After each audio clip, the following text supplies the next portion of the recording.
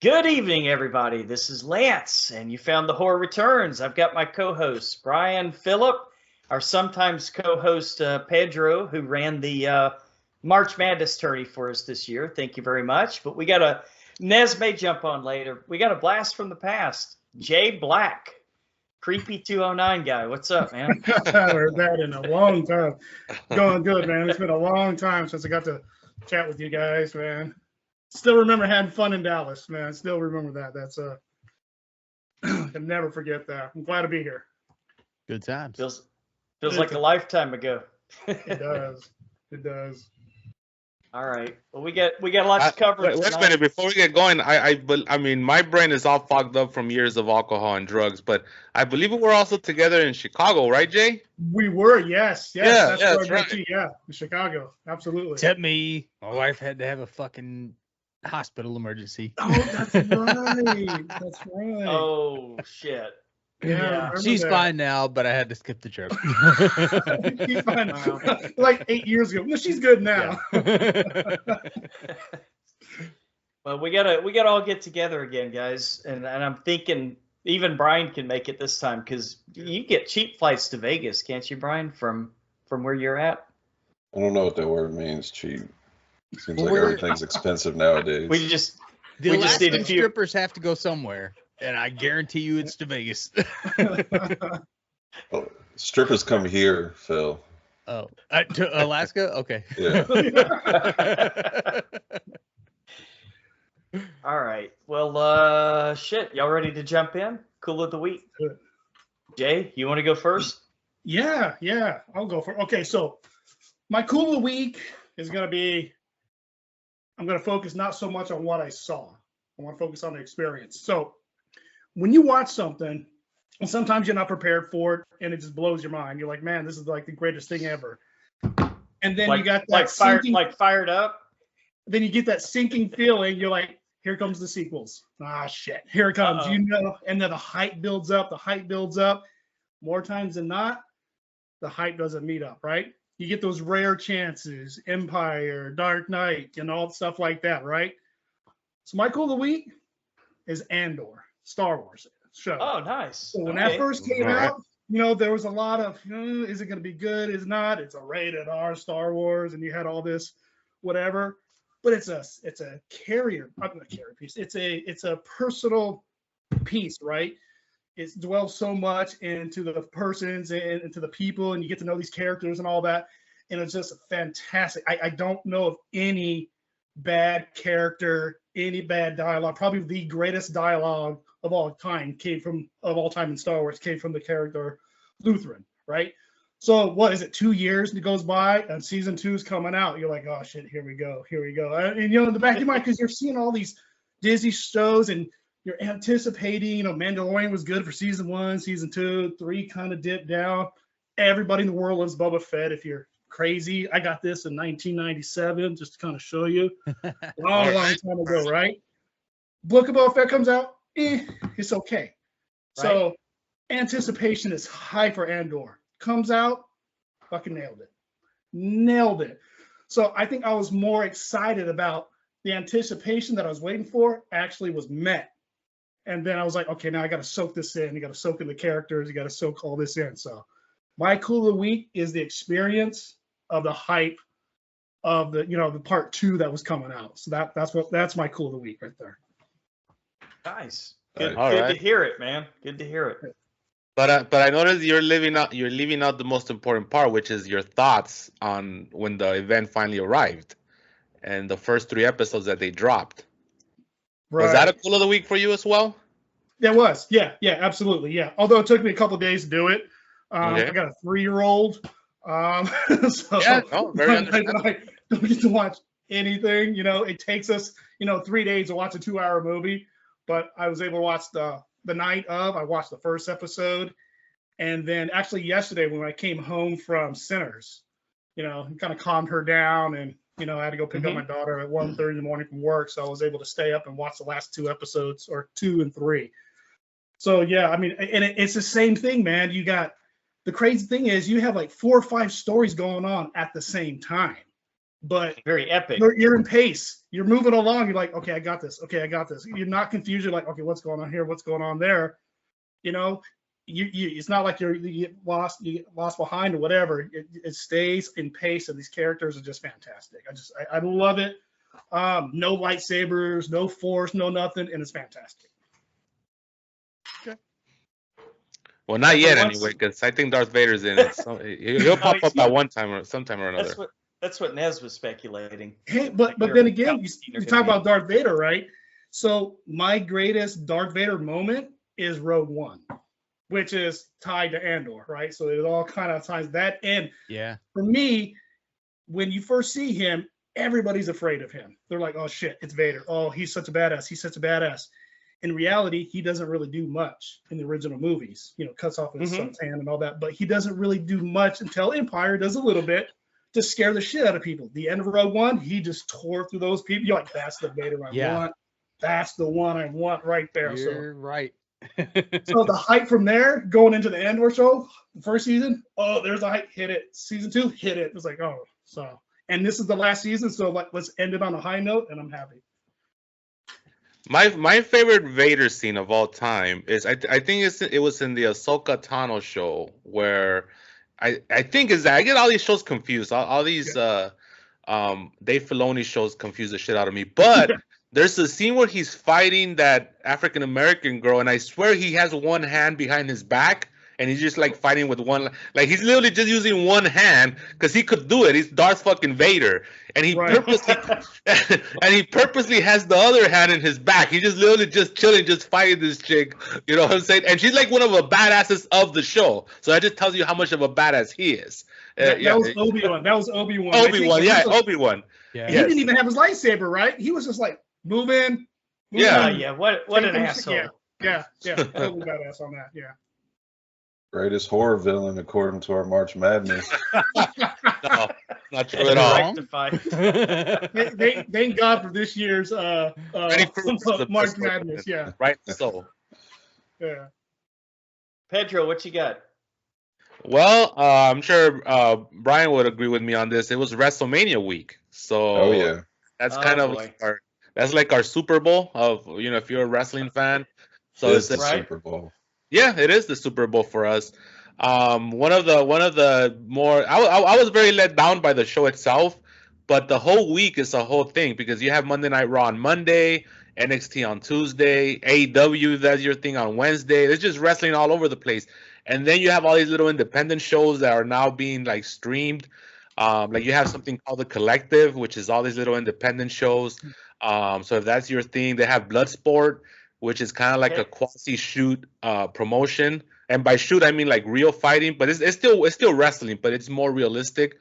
So it's just a time where like there's a lot of talk, and just a lot of excitement. Just think Super Bowl, like I said, that's a perfect analogy. So this year it was in Vegas of all cities, where the Raiders play. The set looked phenomenal. I thought the set was it was like a top 10 set of all time. My favorite one is still the one I was at, the one in LA that had like the cinema thing going on. But I thought the show itself was very underwhelming. I thought the main event was John Cena versus Cody Rhodes didn't really deliver. I think John Cena looks 1,000 years old in there. He just hasn't been able to keep up with these younger guys. Right. There was a scene. There was a spot where John Cena's kicking Cody Rhodes, and he looked like Bobby De Niro did in The Irishman. He's kicking that. But he was like de-aged, but he's still an old man kicking. Yeah. So it was CGI. Yeah. So that's exactly how John Cena looked. And I was like, oh shit, we're in for a fucking horrible. And we were. It never got good. Hey, John Cena's not a young buck anymore, even with all the steroids. and the hair replacement therapy that he's been getting. Yeah, because he had a big old bald spot there, and it's just gone now. He has hair again. So, all right. So I think the big controversy coming out of this show was that The Rock. I mean, he was never advertised, but the storyline would tell you he would be there, and he just never showed up. And there's a lot of stuff going on with that I'm not going to get into on this show, but there's a lot of controversy. Essentially, he's just kind of doing what he wants, and he's kind of interfering with a lot of these storylines. So it kind of the whole WrestleMania week kind of ended kind of in a whimper. But then Monday Night Raw was really good. Like that was a really good show. So it kind of made up for it a little bit. The usual Raw after WrestleMania where they have a lot of new guys coming in, a lot of new angles. So that was cool. So now we'll see what they do on Friday. Because I think Cody Rhodes comes back on Friday, and I guess he's gonna cut his like comeback promo and stuff. So we'll see. But that's been my cool of the week. Just been really busy with just wrestling stuff. Nice. Yeah. Now, I've been out of wrestling for so long. Back, I think who was at the top back in my day was Hogan was going out, Ultimate Warrior was coming up, so I'm really dating myself. I'm dating myself. So who's the top dog now? There's always the top. Hulk Hogan was the top, and then when he left, it became, I want to say, Bret Hart. Then it was Stone Cold and Undertaker. Then it went to The Rock, and then John Cena. Who's the top guy now? So like everybody knows, there's always a top dog. Well, that would be Cody Rhodes right now, Cody Rhodes, which is Dusty's son. Did you ever see? Yeah. Yeah. So Okay. That he would be considered the top guy. Now it's interesting where wrestling is at now because mainstream is not as popular. Obviously, there's a lot of people who don't know Cody Rhodes, but the fan base that it has now is they're willing to spend more money on the product. So even though the product is not as popular, it feels bigger because the fan base is willing to support it more, and they'll pay. Yeah, I mean, this WrestleMania prices you were talking about $10,000 for front row. That's how insane. Ooh. Jesus Christ. And people pay it. People pay it, but Yeah, it was like $200 for cheap seats. Yeah, it was insane. That's why I didn't go. I mean, I'm 4 hours away from Vegas, and I'm like, nah, I'm good. I'm gonna just chill and watch it at home because some of these prices, and then you have to go 2 nights because they cut it up into 2 nights now. So you have to buy 2 tickets. Oh man, wow. They get it. I did see the Netflix show on Mr. McMahon, which I thought was really. I thought it was interesting. I mean, I thought it was fantastic. Interesting. Yeah, it is interesting for sure. So he's not in it no more, right? No, they got rid of him because of all the allegations, Right. So to pair, I keep going back to Star Wars. I know to parallel Star Wars, it's Lucas is out, George Lucas is out, and you kind of saw the quality kind of dip down. Are you guys seeing the same thing now? Now McMahon, their Lucas is gone. No, actually it's the opposite. Wrestling hasn't been hotter. It's been it's sellout after sellout. Storylines have been amazing. It's good. Look, Vince McMahon was close to 80 years old. He was out of touch, and obviously when you're trying to connect to a general audience, you have to have some youth under your belt. You know what I'm saying? Because you can't think like the general audience unless you could relate to them in some way. And this guy was 80 and he's a billionaire. There's no relationship with the general audience. So right. I think it was for the betterment of the business that he stepped down. And Triple H, who's his son-in-law, I mean, he's not a young guy either, but he's not old either. I think he's about 52, 53. So he has his finger on the pulse a little more than Vince did. It's in a hot streak for sure right now. That's good. I mean, it's always best when I say the fans are the people who are interested in the product itself and not necessarily making a dollar. Say like Disney wants to make a dollar off Star Wars, but you got the folks who believe this, right? The wrestling is their life, the storyline is their life, right. And they want to protect the product for the most part, right? Right. So those are the people you want in charge of that. Yeah, for sure. Yeah. And I think going back a little bit with Star Wars, I think the problem with Star Wars is that when Disney bought it, they just flooded it with, they just put so much product out there too fast.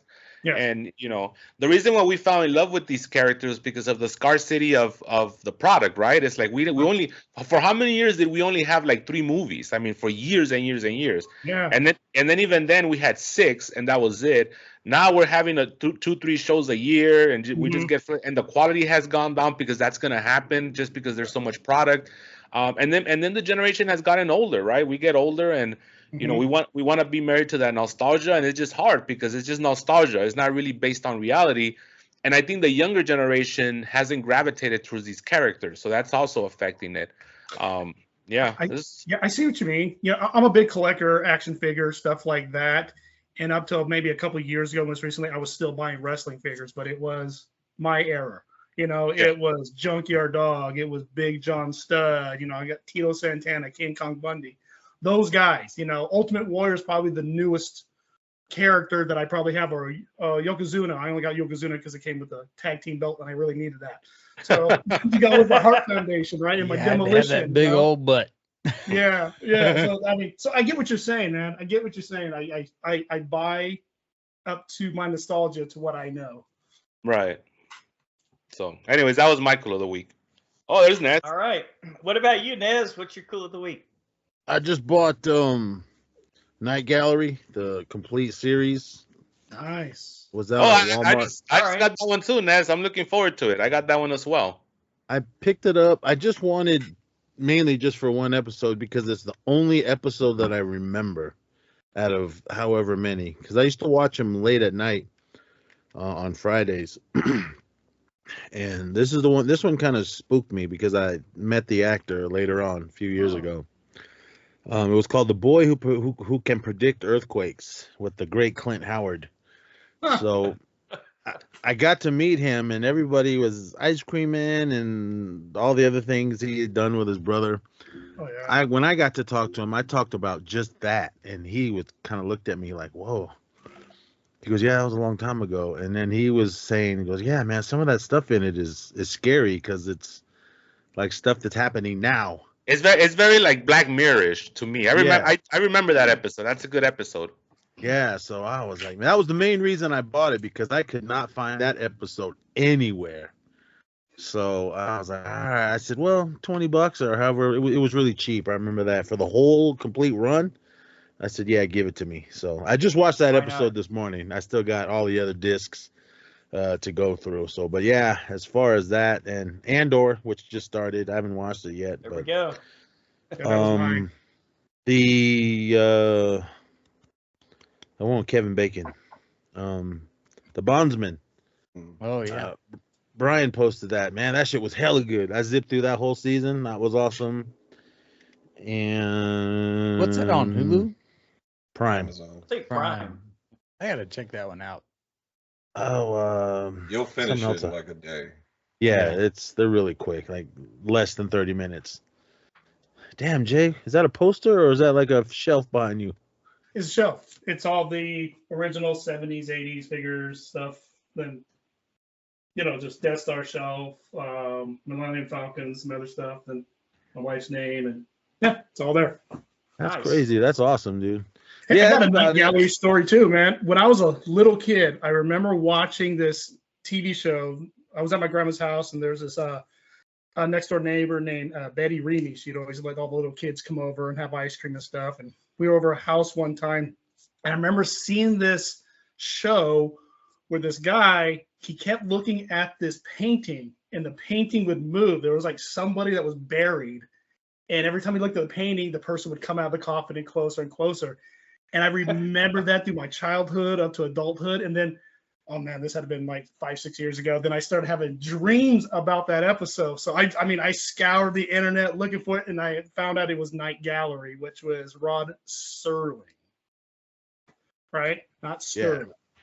But yeah, Yeah, Night Sterling. Gallery. Yeah, that's the episode I remember, and I don't know the name of it. I don't know who the actor was. I just remember that painting that he just kept seeing like the dead person coming out and then knocking out the door at the end of the episode or something like that. That's what I kept remembering about the episode that I had mentioned. The painting for it was a little boy like in a crystal ball.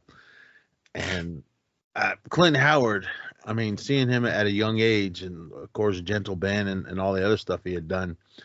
But, I mean, he has that look that you never forget. Even when he was a kid, he still looks the same. Just his hair's all crazy. His hair's all crazy now. But he was a real cool guy, though, man. I mean, I sat there and talked to him for a while. I was like one of the last people in his line that day. So I wanted to be able to talk about that episode. I didn't even bring up anything else he had done. Oh, he signed my Evil Speak Blu-ray. I was like, oh, this is my favorite movie you were in. Oh, right on. But we just kept talking about Night Gallery and that episode he was in. Nice. Yeah, and that episode has a pretty trippy ending, which I'm not gonna give away here because people need to try to watch it, and it would be a spoiler, but it's a trippy ending. Yeah, it's a good episode. All right. Well, I'll jump on for my cool of the week here. I finally caught up with Black Mirror, and All right. they're back. This is definitely a better season than the last one, and I still think it's the best TV show on TV, man. It's awesome. Strong words, man. Yeah, like that first episode for this season was super duper depressing, but it was still pretty good. And then it kind of only got better from there. Like Nice. every single episode was pretty amazing. And I'm starting to catch up on Daredevil. Badass fight scenes. They get some really good dialogue going. Nice. Yeah, I mean, I'm not too far into it, but I love the first couple episodes.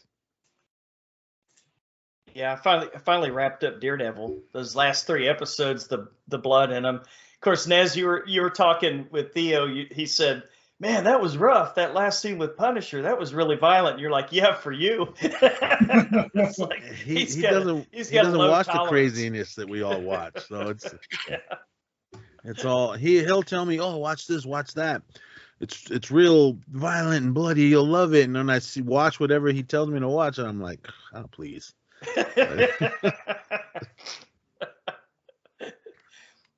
So Black Mirror, Philip. Yeah, for sure. All right. Yeah, Brian usually goes last because he's got a laundry list, right? All right, I got 3 this week. I can go through them real quick. All right, what you got? I watched 3 very underwhelming movies. New releases this year. That's better than me. I'll start from the bottom. Okay. I checked out. Remember we reviewed the trailer for Hell of a Summer? Sure. Directed by Finn Wolfhard from Stranger Oh, Things. yeah. What could go wrong?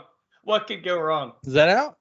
Yeah, it is written, directed, produced, and he's not supposed to be a main character. Him and his friend also co-directing, co-wrote it with him. They're in the movie. They're not the main characters, but they're in a lot of fucking scenes. It's supposed to be a comedy slasher. The comedy completely missed me. Every line. Yeah. Bottom just 10, like- it sounds like. It might be. It might be. He might just need to stick to acting and playing in his band. Listen, my kids say some shit like skibbity toilet and think it's funny, and Right. I don't know what the fuck that means. I caught that one. I caught that one in the theater because I was gonna, it's a slasher. It was okay. I mean, I remember it was just okay. It was very cliche. And yeah, you're right, Brian. A lot of the jokes didn't hit with me, but I don't think we're the demo for those jokes anymore at this point. One of the friends, I forget, because again, this is such a forgettable movie, but there was one guy that I thought really stole the show. The friend that, that's what I think he stole the show, but it was an okay movie. It was watchable, whatever. Then you just forget about it when you walk out of the theater. Finn Wolfhard's friend in the movie? Yeah, I think so. Yeah. Yeah, that's the co-director, co-writer. Okay. I'm telling you, if I tried to make a horror comedy when I was 16 years old, it would come out super shitty. Yeah, but I think that's like early 20s at least at this point. I was gonna say, I think he's about 40 now, isn't he? Oh, Like the yeah, rest well, of maybe. Stranger He will Things be when kids. Stranger Things comes out. I still don't know how they're gonna finagle that. I mean, these kids do not look like kids anymore. Like they don't even look like they look in the 5th season, or the 4th season. Yeah, So- Eleven's married to Bon Jovi's son now. Yeah. He's supposed to be playing Oh, a kid. Is that a real thing? Yeah. Yeah, I guess so. I kind of love Yeah, it. 11's pretty. She's hot. All right. We could say that. Right? Yeah, she's hot. Yeah, Oh she's- boy. Yeah, she's Dude, legal. She was pretty hot 21. in that last She was movie that 21. she did on Netflix. Uh-huh. Oh, Where the they had, like, damsel. Oh, The dragons That's and right. shit. yeah, that's right. Okay. Like, I mean, they made it a point to make her hot. Like, she was ripping off clothes, and she just had like a bare midriff going on, and like a I little think bitty she skirt. makes to make herself hot. If you see like social media stuff, And I was like, damn, all right. What else I got? I checked out Locked, starring Bill Locked. Skarsgård, and I don't know why they put it on the poster in the trailer. Anthony Hopkins. Okay. Basically, another Bill Skarsgård is breaking into a a luxury vehicle that he needs. He's down on his luck trying to get money, breaks into the vehicle, gets locked in, and then it turns into this PG rated Saw movie where Anthony Hopkins is the one behind all of this, and he is totally miscast in this movie. I completely expected you to say Anthony Hopkins was the AI. No. Yeah, the voice. Yeah. No, Like that would be. Well, he kind of was. That would be I mean, perfect. think about it. Yeah, I mean, he was a voice throughout most of the movie. yeah, And then yeah, he that was. shows up at the end with his gummy bears. That's right. That was another theatrical for me. One of the things that I didn't like about this film is that everything was so convenient to serve like the plot. Like everything that he needed to serve the plot, the car just magically had, you know? Mhm. And it was like because Yeah. essentially it takes place in a car. Maybe like the first 10 minutes are like, you know, what's his name? Skarsgård's walking around, but then he tries to break into this car. Around the 10-minute mark, he gets locked in there, and then the whole movie is him with the car, with Anthony Hopkins communicating, you know, to him through the car. And so, but anything that you could think about as a way for this guy to get out of the car just magically had something to counter that, which is stupid, you know. And then obviously Anthony Hopkins thought about all this shit before, so it was very convenient. So yeah, there comes a point where you just get frustrated with all this shit.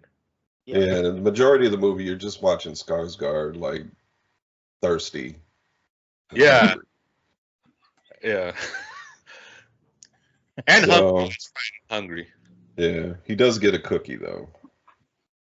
all right. I think if I had to pick my two top AI voices, it would be Anthony Hopkins and Scarlett Sure. Johansson. Right? Oh yeah. not Keith David. That'd be pretty good. Wait, Or wait. Samuel L. Jackson. Keith David or David Keith? Yes. Yeah, good point. That's a throwback right there.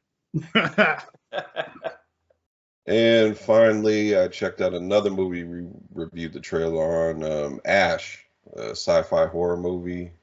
Had like crazy visuals in it, but we had no idea what the story was about. Okay.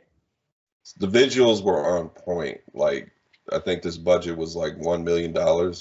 And I would love to see the director. I think his name is Flying Lotus. He's like a music producer turned Oh movie director. yeah. Okay, I've seen some of his stuff. Yeah, this stars like Isa Gonzalez and Aaron Paul and somebody else was in this movie too. Okay. Iko Uwais from the Raid movie, who was severely underused in this movie. Yeah, he was very underused in this movie. Like, I was like, why is he here? Is Aaron Paul one of the Paul brothers? No, Jesse Jesse Pinkman. Pinkman. Yes, yeah. Oh, Breaking gotcha. Bad. All right, that's better. With his You- hands, you'll know him. What? When his forehead shows up on screen, you'll know. yeah, exactly. his 3 forehead minutes is before he bigger does. every year. It's like another cast member. Oh boy. But Is he related to Barry Bonds? Because his head does get bigger. Yeah, every year. that's right. Yeah, It was like King I'll Griffey do Jr. It was like King Griffey Jr. in that Simpsons episode with all the baseball players. Oh. I thought this movie was too slow paced for me. Slow Okay. burn. Okay. Essentially, Isa Gonzalez's character wakes up. She has amnesia. Her crew's been killed, and Aaron Paul shows up to, as he says, to rescue her, but she doesn't trust him, and paranoia sets in, and she's trying to remember what happens. And I just felt the movie was too slow paced for me. But I do recommend this will be a cool week just on the visuals alone. Like I said, if you give this guy a little bit more money and maybe help with writing the script, I think he can knock the movie out. All right. If you Yeah, give yeah. Aaron Paul a cookie. Yeah, I enjoyed it when I saw it in the theater. I saw it in the theater for that reason, because it got that hype of being like this visual spectacle. So I'm like, I gotta see this in the theater, and I did like it for that reason. It's one of those like, you know, nothing is like it seems kind of movies, and then at the end they kind of replay the entire movie again to show you all the clues and what's really happening. Oh, okay. I like that. I like that shtick. Right. So it was okay. Yeah, another one that was like decently forgettable, I guess you could say. Yeah. And the music was pretty good too. You could tell he was inspired by like John Carpenter. The music. He did the music for the movie also. I got to check that one out. Is that streaming or just out there? It's wherever it is. Okay. Talk to an anonymous movie guy. I got you. Okay. All right. Well, all right. I'll go. I'll jump in here. It's we're gonna end not with a bang but a whimper because I'm struggling here. Other than the films that we saw, I've been reading a lot, but I haven't watched too much. I did finish Daredevil. Last 3 episodes were amazing. That would be my cool of the week, but I did it last week, so I'm gonna go with this year's Night Swim, Pedro. I really enjoyed a movie that I watched the trailer and I thought, this is fucking stupid. I'm gonna hate this. This is horrible. But it had some fun jump scares in it. The Woman in the Yard. Have y'all seen it? I have it in the queue. I have it in the It queue. wasn't terrible. I heard It it's wasn't depressing. terrible. It's Blumhouse though, so bad. I'm proceeding with caution. I know. I got blummed, I'm sure, but it's my Night Swim for this year so far. I wouldn't go that far. I mean, I thought Drop was your Night Swim. You gave it the same score. Oh, that's right. That's right. did you guys do that one? Drop? Yeah. Yeah. Oh, man, that was garbage. It saw does that. seem like a night swim We kind of didn't love movie, it. doesn't it? Oh, Yeah, that one, Drop was no Night good. Swim. But Woman in the Yard, I wanted it to be scary and everything. I mean, Sure. if you're dealing with what she's going through, I understood that, and I felt her pain through the whole film. But I was kind of like, okay, that's what you're doing here. And I wasn't satisfied with the ending. I was like, okay. Yeah, kind of cheesy. I had to have a cool of the week, Nez. Well, could have just stuck with Daredevil again. I guess. Yeah, I guess. All right, Brian, we got any headlines?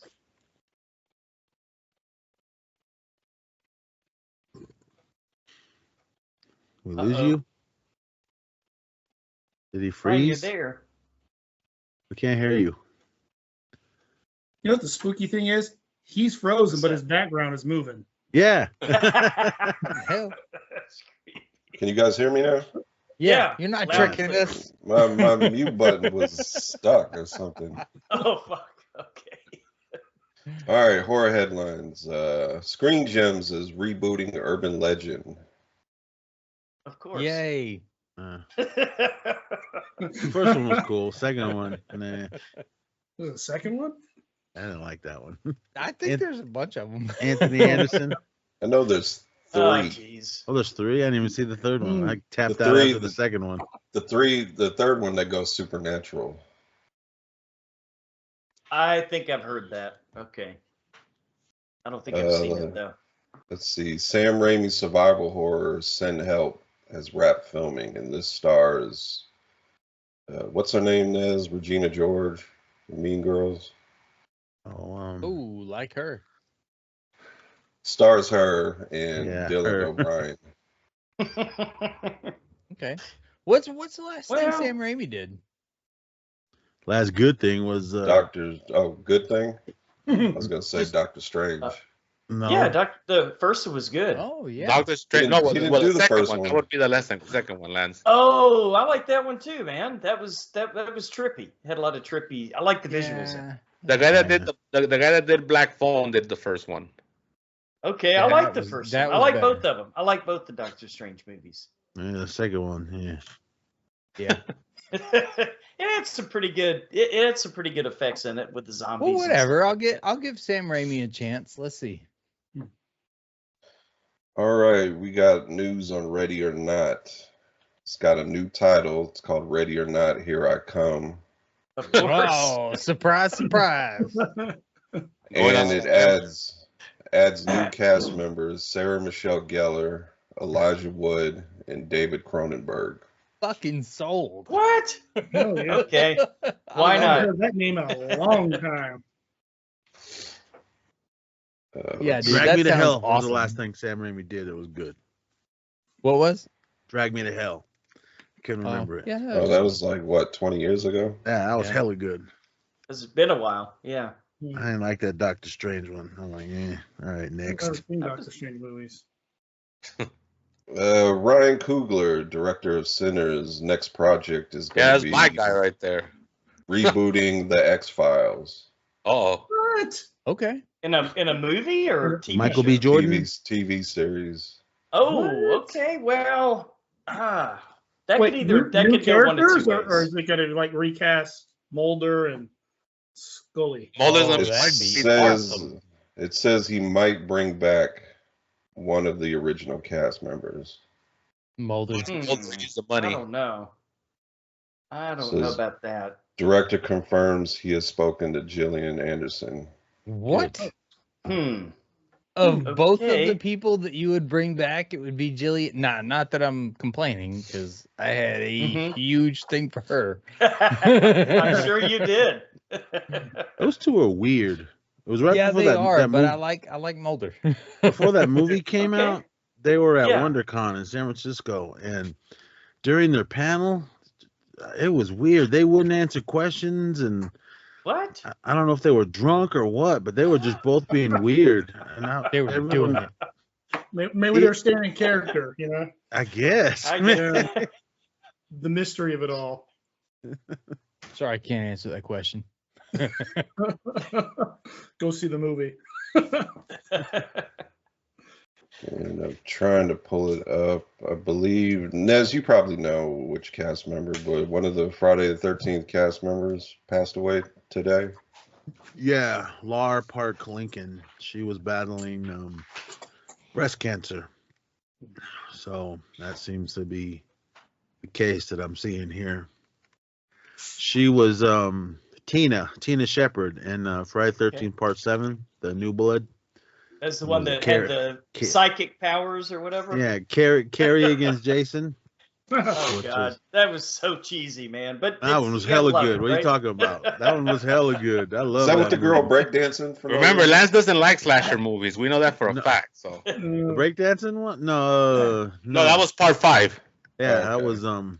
what's her face when she was popping and locking in her room Yeah. before she got stabbed in the cooch, which we never saw. But yeah, Tina, I like this one. right there. I like this one. I thought it was cool. I remember when I first saw it in the theater, I was like, "Wait, what's happening here? What's all this fucking psychic shit?" But I'm like, "All right, whatever." I get to see Jason again, so in the end, I did like it. I did like the NECA figure that came out with it, but I'm kicking myself that I never met the woman. I've seen her at cons, but there's so many Friday the 13th people, and I'm trying to get Yeah. as many as I can to sign my book. And I'm like, I gotta pick and choose because it gets a little pricey with autographs. But I did like the film. I've seen all these other things she was in, but her character as Tina in The New Blood, I thought that was really good. I was hoping that they would bring her back at some point, but they never seem to do that with any of them. I don't know what they're doing with this TV show, but you got Velma as Mrs. Voorhees. Okay. Hawkeye's wife. Why not? I'm Why not? okay. I like her. Was it Linda Cardinale? I like her, but I don't know. Do I need to see origin story of her? No, but I'll watch it. Just give me She has give some me- range though, Nez. She give has me some a part range. I've seen 11. her- I want to see Jason on Earth Oh. 2. That's what I want to see. Earth All 2, right. Yeah, give me that. Then go back and do whatever you're multiverse gonna do. Jason. Yeah, come on, man. He was still alive at the end of Jason Right. X. Give me an Earth 2 Jason, but I don't know. Okay. Jason versus Predator. There we are. There you go. There you go. That new Predator. Way past due. That trailer. Did you guys talk about that yet? We'll get there. We'll get Okay, all right. Because All right. there. next. But yeah, rest in peace, Lar Park Lincoln. Is my mic muted? No, I No, mean, we could hear you. My mic. Oh, man, I can't wait till we done with Skype. you think don't have keep long saying- to wait. It says muted right now. Speaking we of that, can what are you hear guys using? What are you guys using after that? The Teams thing? Yeah, we're Yeah. going over to Teams. I guess this could be $4 a month or something, but whatever. They're putting it all in on StreamYard. No, for $70? Hell no.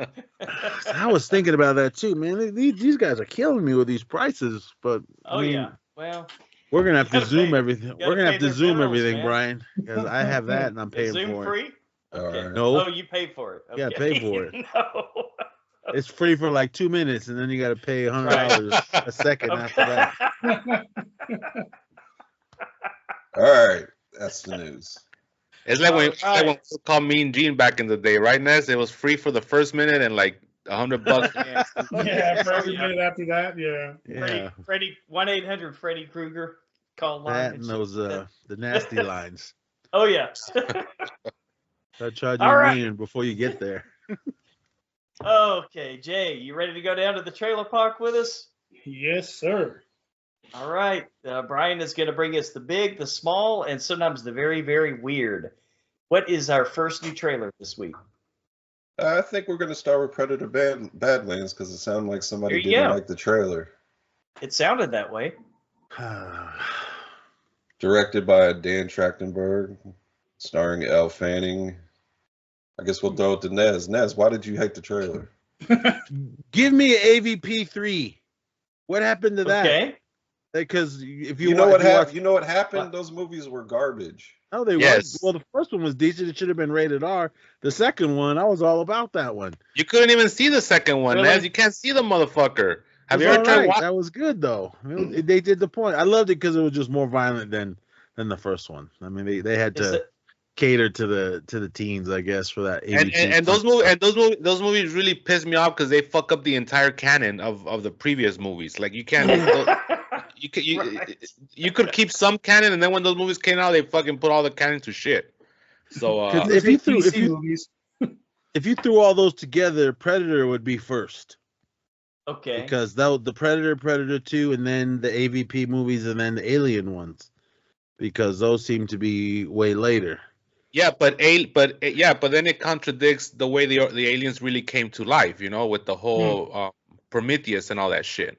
See, I don't even know about that. I loved I Prometheus. guess. The second one was trash. Yeah, Prometheus. I'm with you, dude. I know Prometheus gets a lot of shit. It's one of my favorites. Yeah, I mean, it took me a few watches. That first theater watch, I left the theater like, what happened? I mean, I left with more questions than answers, so I had to rewatch it over and over and over. I'm like, That's okay, why I now like it. I get it now.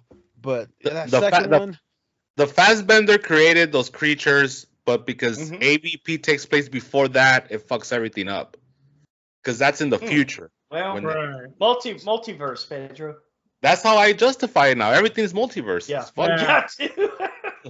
Well, Disney does. That's how own Friday the Predator 13th went. series. Friday the 13th Okay. went multiverse because it doesn't link up with Jason Takes Manhattan to that stupid ass Right. Jason Goes to Hell, which was fucking bullshit. Oh, don't get me into that. Speaking of that, did that documentary ever come out? No, but we do know the guy that's putting it together. So I haven't seen the documentary, man. I'm sure it's good. I just hate that movie. That movie was bullshit. But The Necronomicon's in there, man. everything was in there, man. Freddy was in there. I did like that. I did like Freddy versus Jason. I know a lot of people didn't care for it. That was but- fun. That was fun. Yeah, it was a Yeah. fun movie to watch. I mean, to go see it, sit in the theater, probably me being probably the oldest one in there. Their parents probably weren't even alive when Friday the 13th came out, but I still enjoy that film. But with this one, I don't know. I mean, What's wrong with it? I think it looks badass. is this going to be a new timeline with Wayland? It's in the future. No, I mean In the future. in the future. We just came from the past. Now we're jumping way into the future. Oh, come on, you're killing me. You got to find the times that are interesting.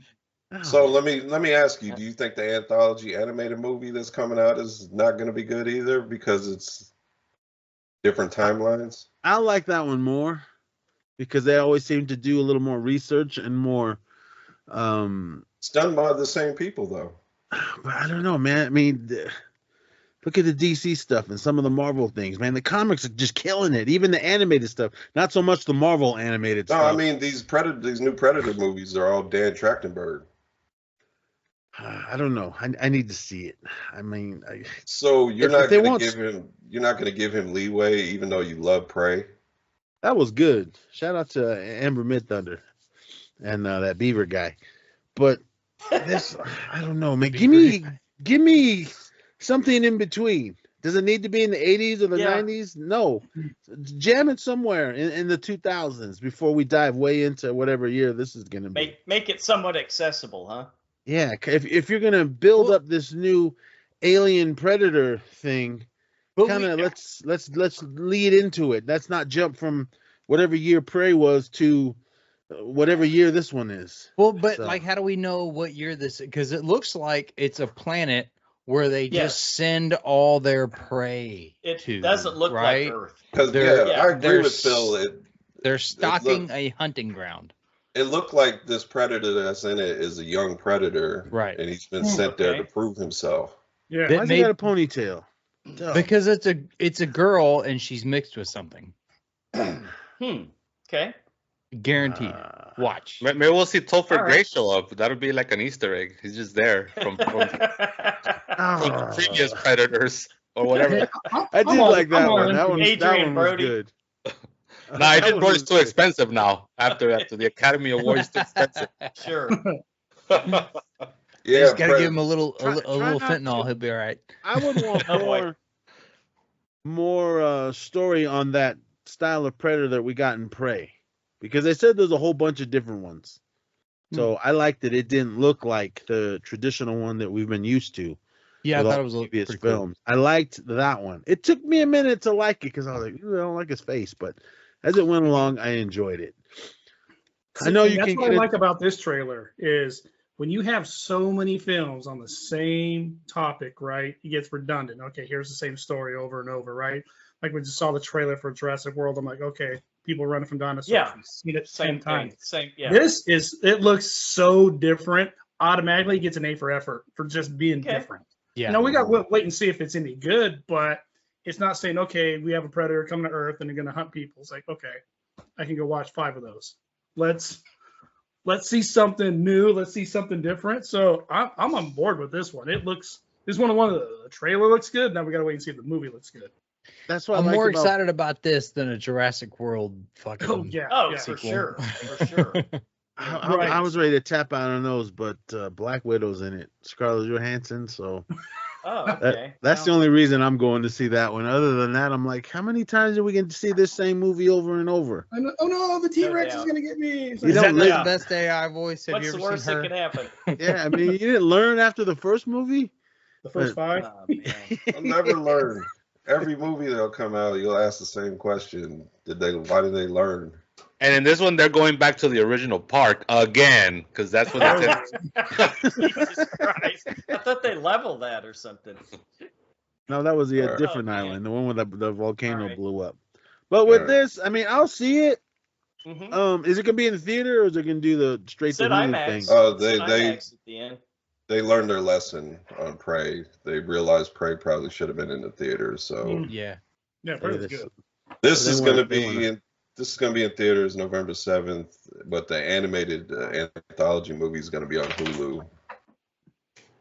Okay. That makes sense. I hope they clean up the CGI a little bit. It looked a little bit looked a little bit like cartoons to me in certain Yeah. scems on You this one. say that about every movie, Lance. True. Yeah, but that's because a lot of movies right now do that. It's Yeah, like Kong and Godzilla. Remember last Yeah. we wanted them to clean it up, and then when we saw it was still a cartoon, like with the final product. yeah. Okay. Which It's one? not as bad as the She-Hulk trailer. That's for sure. That was good. I don't care what anyone says. That She-Hulk bad was hella CGI, good. man. Nez, dude. Godzilla, I Kong, both agree- of I those agree movies with were Put that. yourself on side of all the shitty ones, don't you? I agree with Nez. She-Hulk shaking ass in the series. Megan Yeah, I Stallion. like the series. But Top-notch remember that stuff. trailer? Remember that trailer that the CGI wasn't completely finished yet? Yeah, It's that's the one that came yeah, out at that- Comic-Con. that's them trying to show people. That's what we keep hoping for, and then it doesn't happen. Who is this young woman that's in this one? Elle Fanning. Al Fanning Oh, from Man on Fire. Yeah, that Oh, was, wow. Sense now. That's going was way it. back. that was her Super sister. 8. Oh, that's her She's sister. Never great. mind. ah, They all that's look Dakota. They all look the same. Yeah. Those Fannings. those damn Fannings. Well, More than I two? really expected Dakota to do a whole lot more than she did, and Elle seems to be Dib the on band actor. name. Did Those Dakota damn retire? What happened to Dakota? Did she retire or what? Nah, she's still around. Well, she should have after She's that still last around? movie. That was trash. Which one? That one when they were in that box. In the with those- box. Spoiler I guess alert, I with missed those it. fairies that were watching them. What the hell was that movie called? Oh, Oh, Watchers? No. Yeah. Oh, that's right. That's Ugh. right. She was in it. that wasn't her fault. I was excited true. for it. It seemed interesting, but when you find out what was Yeah. watching them, I was like, oh, really? That's what you come up with? But all right. All right. Next trailer. I Know What You Did Last Summer. Ugh. Legacy sequel. I'm all in. We're going to start with Lance since he was the most vocal one about this one. Seriously? He hates slashers. Let's keep that in mind, Terrible. folks. He hates slashers. That's his gimmick. Oh man, this looks horrible, dude. Thank It's like- you. Okay, Fuck this I movie. I, Put it in a dis- bathroom, I it's like blood. 100% disagree with you. The production value looks way better than the original ones. I This could one looks not like- What's give that a saying? shit. I mean, Well, come let me on, let me dude. finish. Let me finish. Okay. All right. All right, Kanye. It- Hey, I'm not doing stuff with my cousin, so Oh, Saw that coming. all right.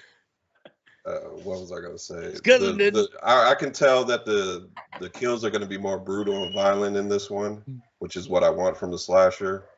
Because you can't name me a good kill from any of the original movies. And sure, it's the basic same story setup, but it's a slasher movie. You just need them to be here and be there and get killed in interesting ways. Okay. You sold me. You sold me. I'll And take it's going to be, I'm going to enjoy this way better than In a Violent Nature. I'm going to say that right now. I think I will too.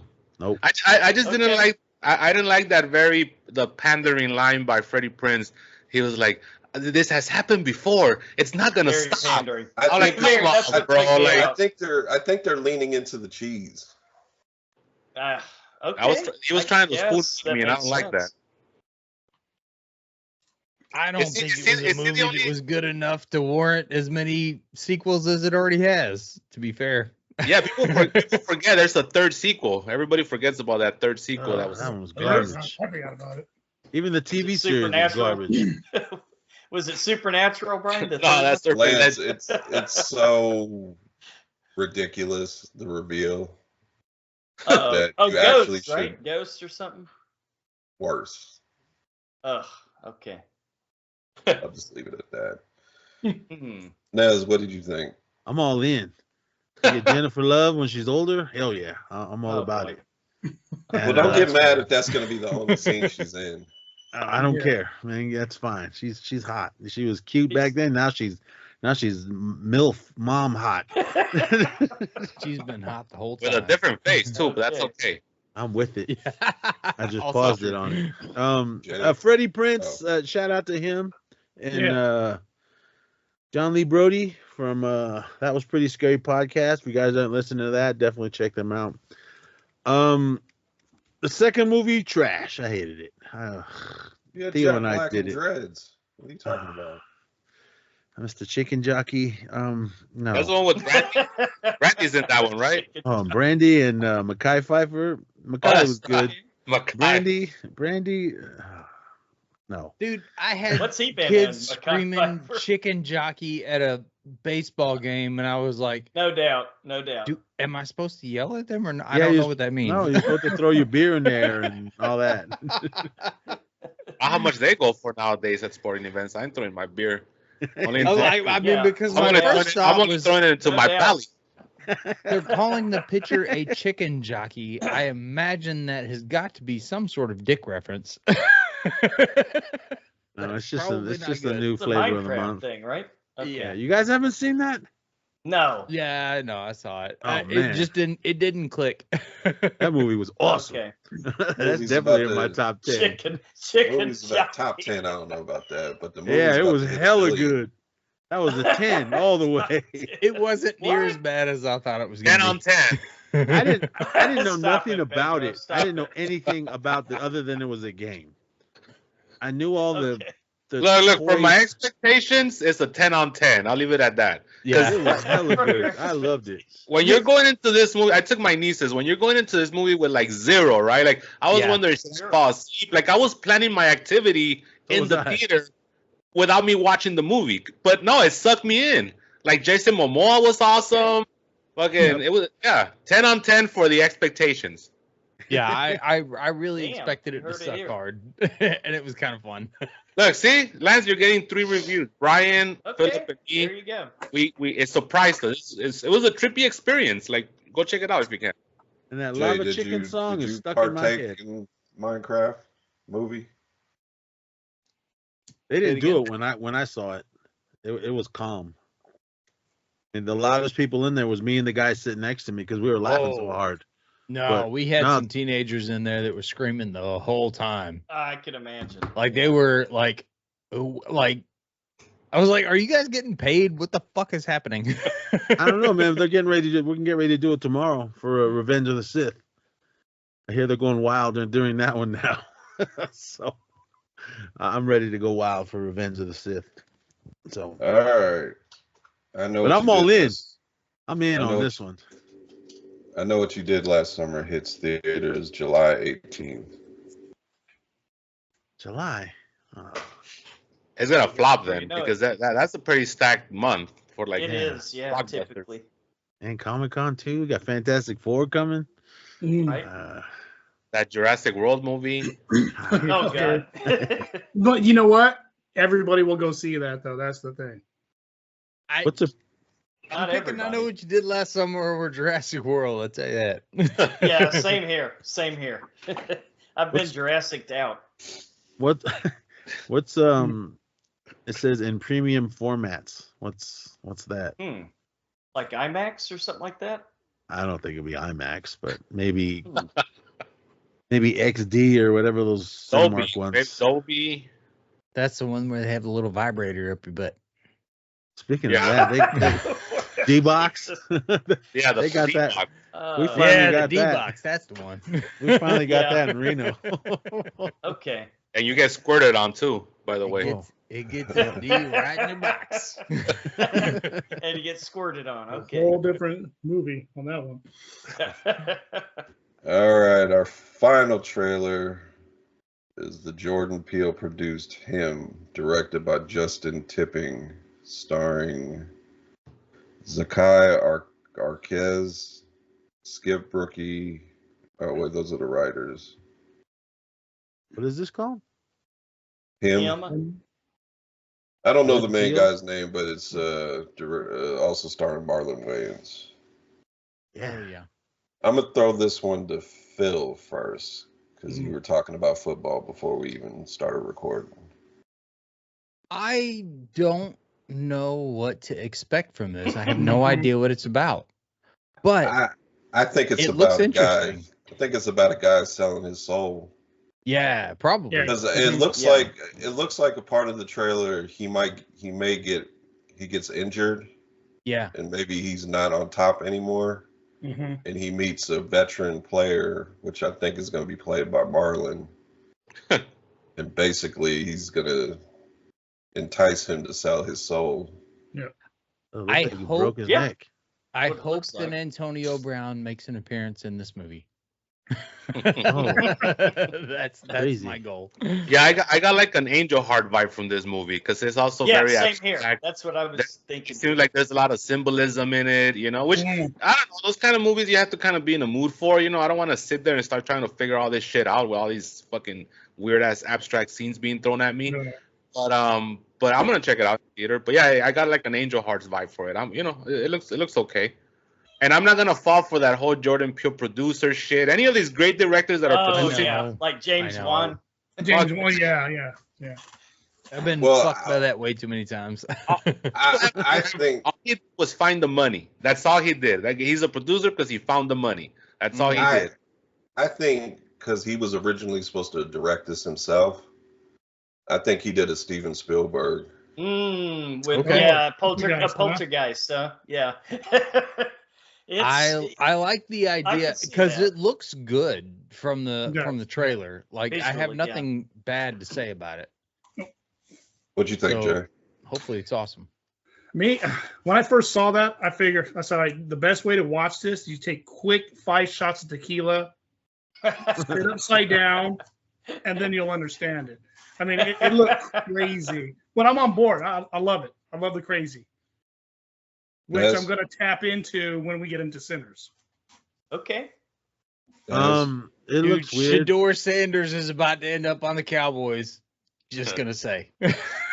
All right, continue. I just watched it. It looks weird. I've never seen Yeah. any of these things that this guy has directed.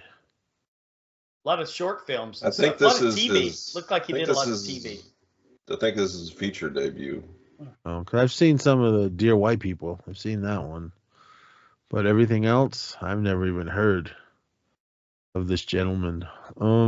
I'll see it. It looks trippy. I'll check it out. I mean, if Jordan Peele's willing to put his name on it, I mean, he hadn't done that I produce me a fucking latte thing that James Wan has been doing. No, but he did So- put his name in that crappy ass Twilight Zone remake, so let's not forget that. That Yeah, wasn't but he very did good, that, yeah. didn't he? Yeah, I mean, what do you mean? No. He he- was. Yeah, he was kind of like the Rod Serling of that. Yeah, right. Yeah. He so- introed He everyone. was I don't know if he involved, yeah. directed any. But he was the Oh. producer. Well, all right. I'll give But him we'll one. see. We'll see how it goes. Reserve judgment. What'd Because you I think, mean, it Lance? sounds like some dude that like he knows this guy's gonna do a good job. I'm gonna put my name on it, and I hope that we get something good from that, and it's Right. not just a money grab. Yeah, I don't think it will be. Brian, I think Jay was on the right track, except he said you lost me at tequila. I thought you were going to say the right way to go into this one is take a hit of acid There and it then is. watch it, or some ayahuasca or something. It looks like a Ayahuasca. trip. And you got to get up. No, I love. Oh, Yeah, I love it. I motherfucker! love They the- got a guard. They skipped Shador Sanders. He's still there. Sorry. Visuals were appealing. I like the little mascot or whatever that was fucking slouching across a field or something. Like that was weird. So just strange visuals and the eyes expanding on the MRI machine and stuff like that. So yeah, I've got a lot of hope for this one. I've been looking forward to this one, and Marlon Wayans has never let me down yet. So he'll come in drinking his juice in the hood or something like that. So I'm about in. that? And it's hard to make a good football movie too. No, I love mean, those there's haunted not house really a lot of good ones out there. To me, I think the best one so far is probably The Program. You know, and that's Yeah. like 100 years That old. has been a while. Yeah. Marlon does a really good job when he does like a serious role. Right. So, Dungeons Yeah. and Dragons. Yes, so I said that serious was role. great. No, seriously. No. I No. loved You're, him you're in right. that, man. He was good in Requiem for a Dream. Oh yeah, boy, that's a little too serious. Ugh, brought me down, man. Ass to mouth. Stay away from drugs, boys and girls. All right, him hits theaters September 19th, Okay. and that's it for trailers. All right. I guess that's my turn, right? Let me get it up here. I'm sorry. That did not sound right. Nope. Excuse me All right. while I Phrasing. On to listener feedback. This week we shine the podcast spotlight on Haunt Girls, a Halloween Horror Nights podcast hosted by Allie and Nikki, who discuss all things Halloween Horror Nights, haunt wow. history, and horror in general. The podcast covers news, rumors, rankings of the houses. What does that mean? And the haunts, dude, at Horror Nights. right. How Yeah, am that I makes not sense. listening? Yeah, how am I not listening to this? Lance, we need to go on their show and talk about that one time we got lost in that haunted house. We couldn't find our way out. Pedro, you got to come to Universal, dude. You got a place to stay.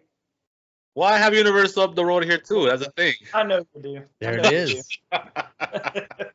do. Look, we're Like, we're, I we're think gonna this is beg better, though. we're gonna beg for some money in a minute, and then maybe we can travel the country and do all the haunts, right? Travel and the then, world. and There then you go. and bring the information to you guys. How awesome would that be?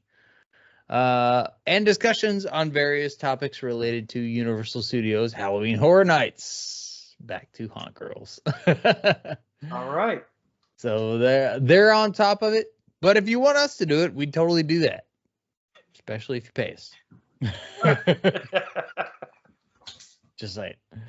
In regards to Vacancy, Michael Arnaz says classic. Tom Landreth says good movie.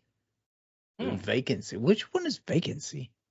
They went into that little roadside motel, and the people that owned it were doing crazy things and secret tunnels and all that in there. Luke Oh, Wilson, wow. Kate Okay. Beckinsale.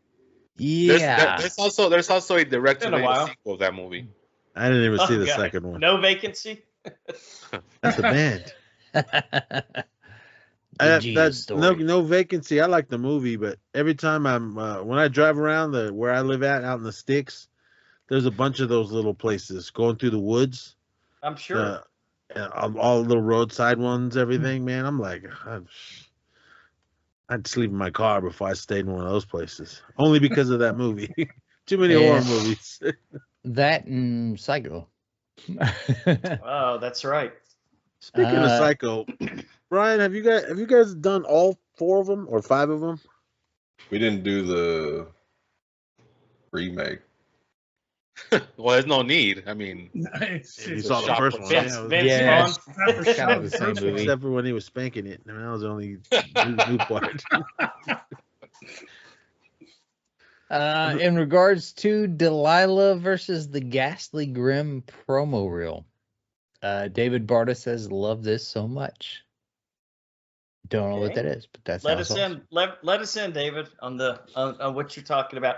Doesn't David still have to pick some movies? I mean, for crying out loud, dude. Come on, man. We didn't get no movie picks. We didn't get a commentary pick. No. David, he's got all pick that Requiem coming. for a Dream. Oh, Commentary. You know, I don't know that I've ever watched that movie. It won't be as bad as Pink Flamingos. That's safe to say. just be ready to be depressed. Here we go. Let's see. In regards to Final Destination Bloodlines, Pat Caruso says, "Can't wait for this movie. Hoping it's good." Me too. Keep hoping. Is that going to be, where's that fit in the timeline? Because that last one zeroed all the way back to the first movie. Oh man, it's probably going to be the next generation, right? Bloodlines is like now. Maybe they'll be in space, like Hellraiser 4. You or never Jason know. X. You never know. Ugh. Yeah, I don't know. That one. What do you seemed mean? like Oh, the one in the TV. No, that I love that tattoo. one. Hellraiser and Leprechaun in space, trash. Jason X was awesome.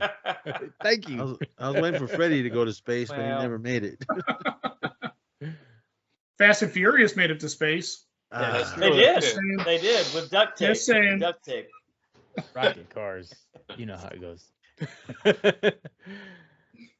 In regards to the Horror Returns podcast. Hey, wait a minute. That's us. Pat Caruso says, "Glad to hear horror talk." Well, I appreciate it. All right. In regards to Bring Her Back, Todd Haig says, "Wish filmmakers would come up with something new besides possessed children." Well, possessed children are pretty interesting, to be fair. Not the believers. Well, that's true. Not always. But it's always a good start. In regards to Cellular, Damian Johnson said, "Got this in the collection. Good fun movie, and at when the cell phones were a big new thing." LOL. Yeah. Was that the one with Vicky Vale? Yeah. Is that the Stephen King one? No, that's Cell. Oh. Oh, that's no. Yeah. Yeah, It's the no, one we Nez just- is thinking of. Captain we ju- America's in it. We just did Cellular. Captain America. Vicky Vale. Yeah. the hell's her name? Chrissy, not That'll Chrissy work. Mulligan. Academy The other Award one. winner. Kim Basinger. Really? Kim Basinger. Okay. Jason Statham. There's a shitload of people in that Oh, that's movie. right. It's awesome. Yeah. Speaking of him, did you guys see that last movie he did, The Working Man? Oh, that's terrible. That movie's I did not like it. garbage. It Is wasn't it as bad? good as The Beekeeper, but The Beekeeper wasn't awesome. that was Like, Beekeeper was better than The Working Like, Man. stop being a construction man. Go back to being a beekeeper. This movie's horrible. Ouch. Come on, Jason Statham. Give me more maybe he should Transporter. play. Maybe he should play a bad guy again because he's That's what I'm really good thinking. at that. Let's Tried, see. and they made him good, which I I hated. know. Oh yeah, they do that. In regards to Raw Head Rex, I don't know what that is. Michael Topping says No good. a movie that has not aged well at all. That Rubber Mask is. No, it has not. It's based on an old Clive Barker story. It's from like Yes. 86 or something. It's very low saw- budget. Sure. I saw that in the theater when it came out. Ah, sorry, man. All And right. Rex has a wacky costume. He's literally a guy in a costume running around. So We man. also got some feedback on The Bondsman. Okay. Kaba Otto says actress plays his mom very, very good. Mickey Hannon says smashed it in one night. And Graham Tyler says excellent show? cheesy goodness. Yeah, I was gonna say. I hope so. Or, he smashed it in one Bragging. night. Well, Yeah. that's not that unusual. I mean, you know. Yeah. No, not really. That's how it's usually done. Typically. Any longer than that, you better go to the doctor. Yeah. More than 6 hours, huh? Yeah. It goes more than 4 hours, call more women. Excuse me. You guys saw Yes. Dewey Cox. Oh Do it. man. Dewey Cox sounds like a condition. What was that movie called? Walk Hard. Yeah. There it is. Oh, that's right. That's right. That's right. Tim Meadows said that line. And, Call more ladies. Drum Dum says, thanks, brother. All Well, right. thank you. I don't know why.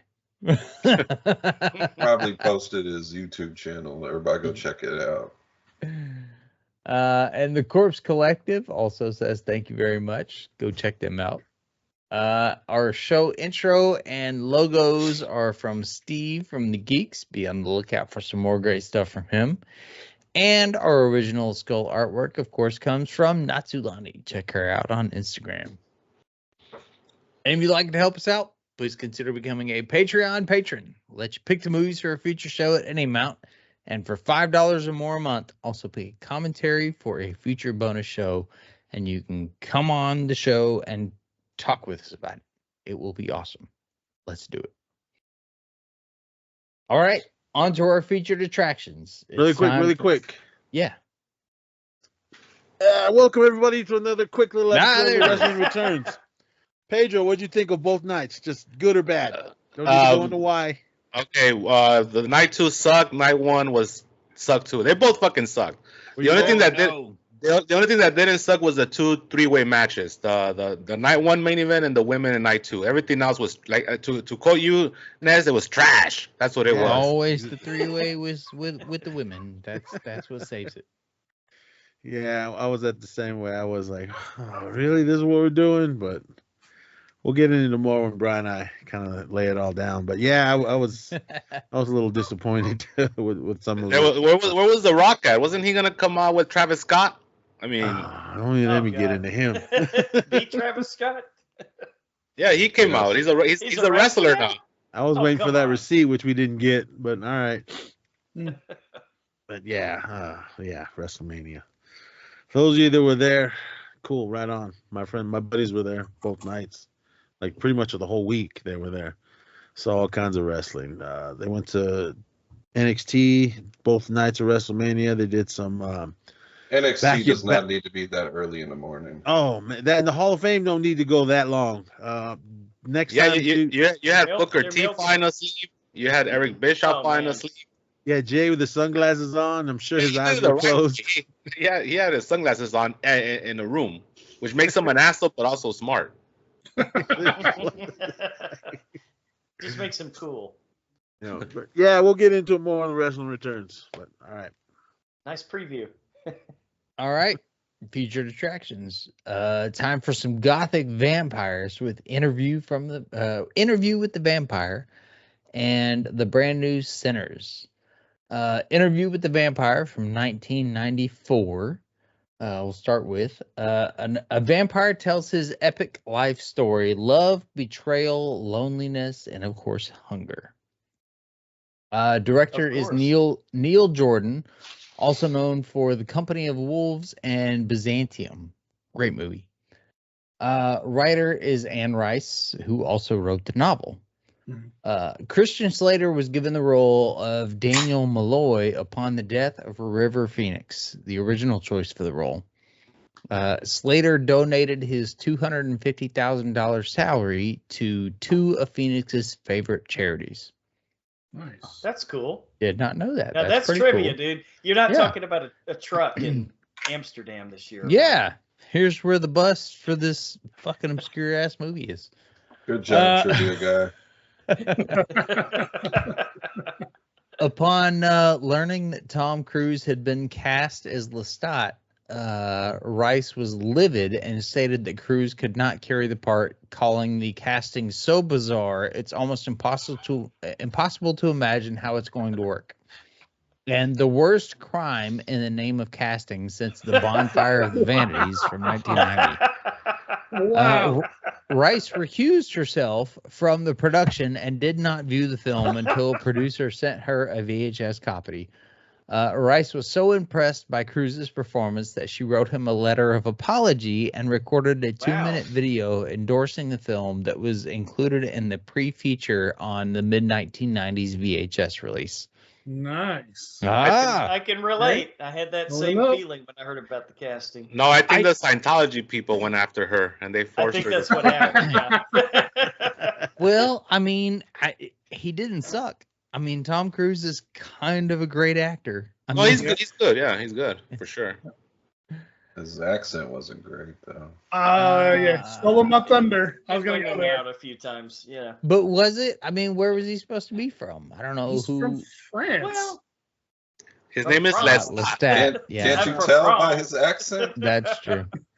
Oui. That is a good point. My mom was always a big fan of the vampire Lestat and all the like. We had cats named after the vampires and shit. Okay. I haven't ever read the books, so I'll leave it to you guys. I read one. I read Interview with the Vampire. Okay. Yeah. What'd you think? What was your takeaway, Jay? The movie. That was miscast. That was miscast. Wasn't too They far get off better from the book.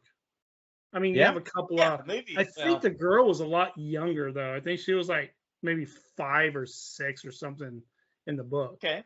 And then here she's like 12 or some shit like that. Well, yeah. Okay. But I think that works because if you get a younger actress than that, like, right? Yeah. No, that makes sense. It's gonna get awkward. It is. It is. You're like, she's not gonna follow her cues. She's not gonna do what the fuck she's supposed to do. Like, at least this girl was an actual actress. That makes sense. Nez, what do you think? Oh, I love this movie. I didn't know nothing about it. All I knew was a book. I don't read if it doesn't have pictures in it. My wife read it. She told me about it. Oh, she would probably like it. The vampire movie. I'm like, okay. And Tom Cruise is a vampire. All right.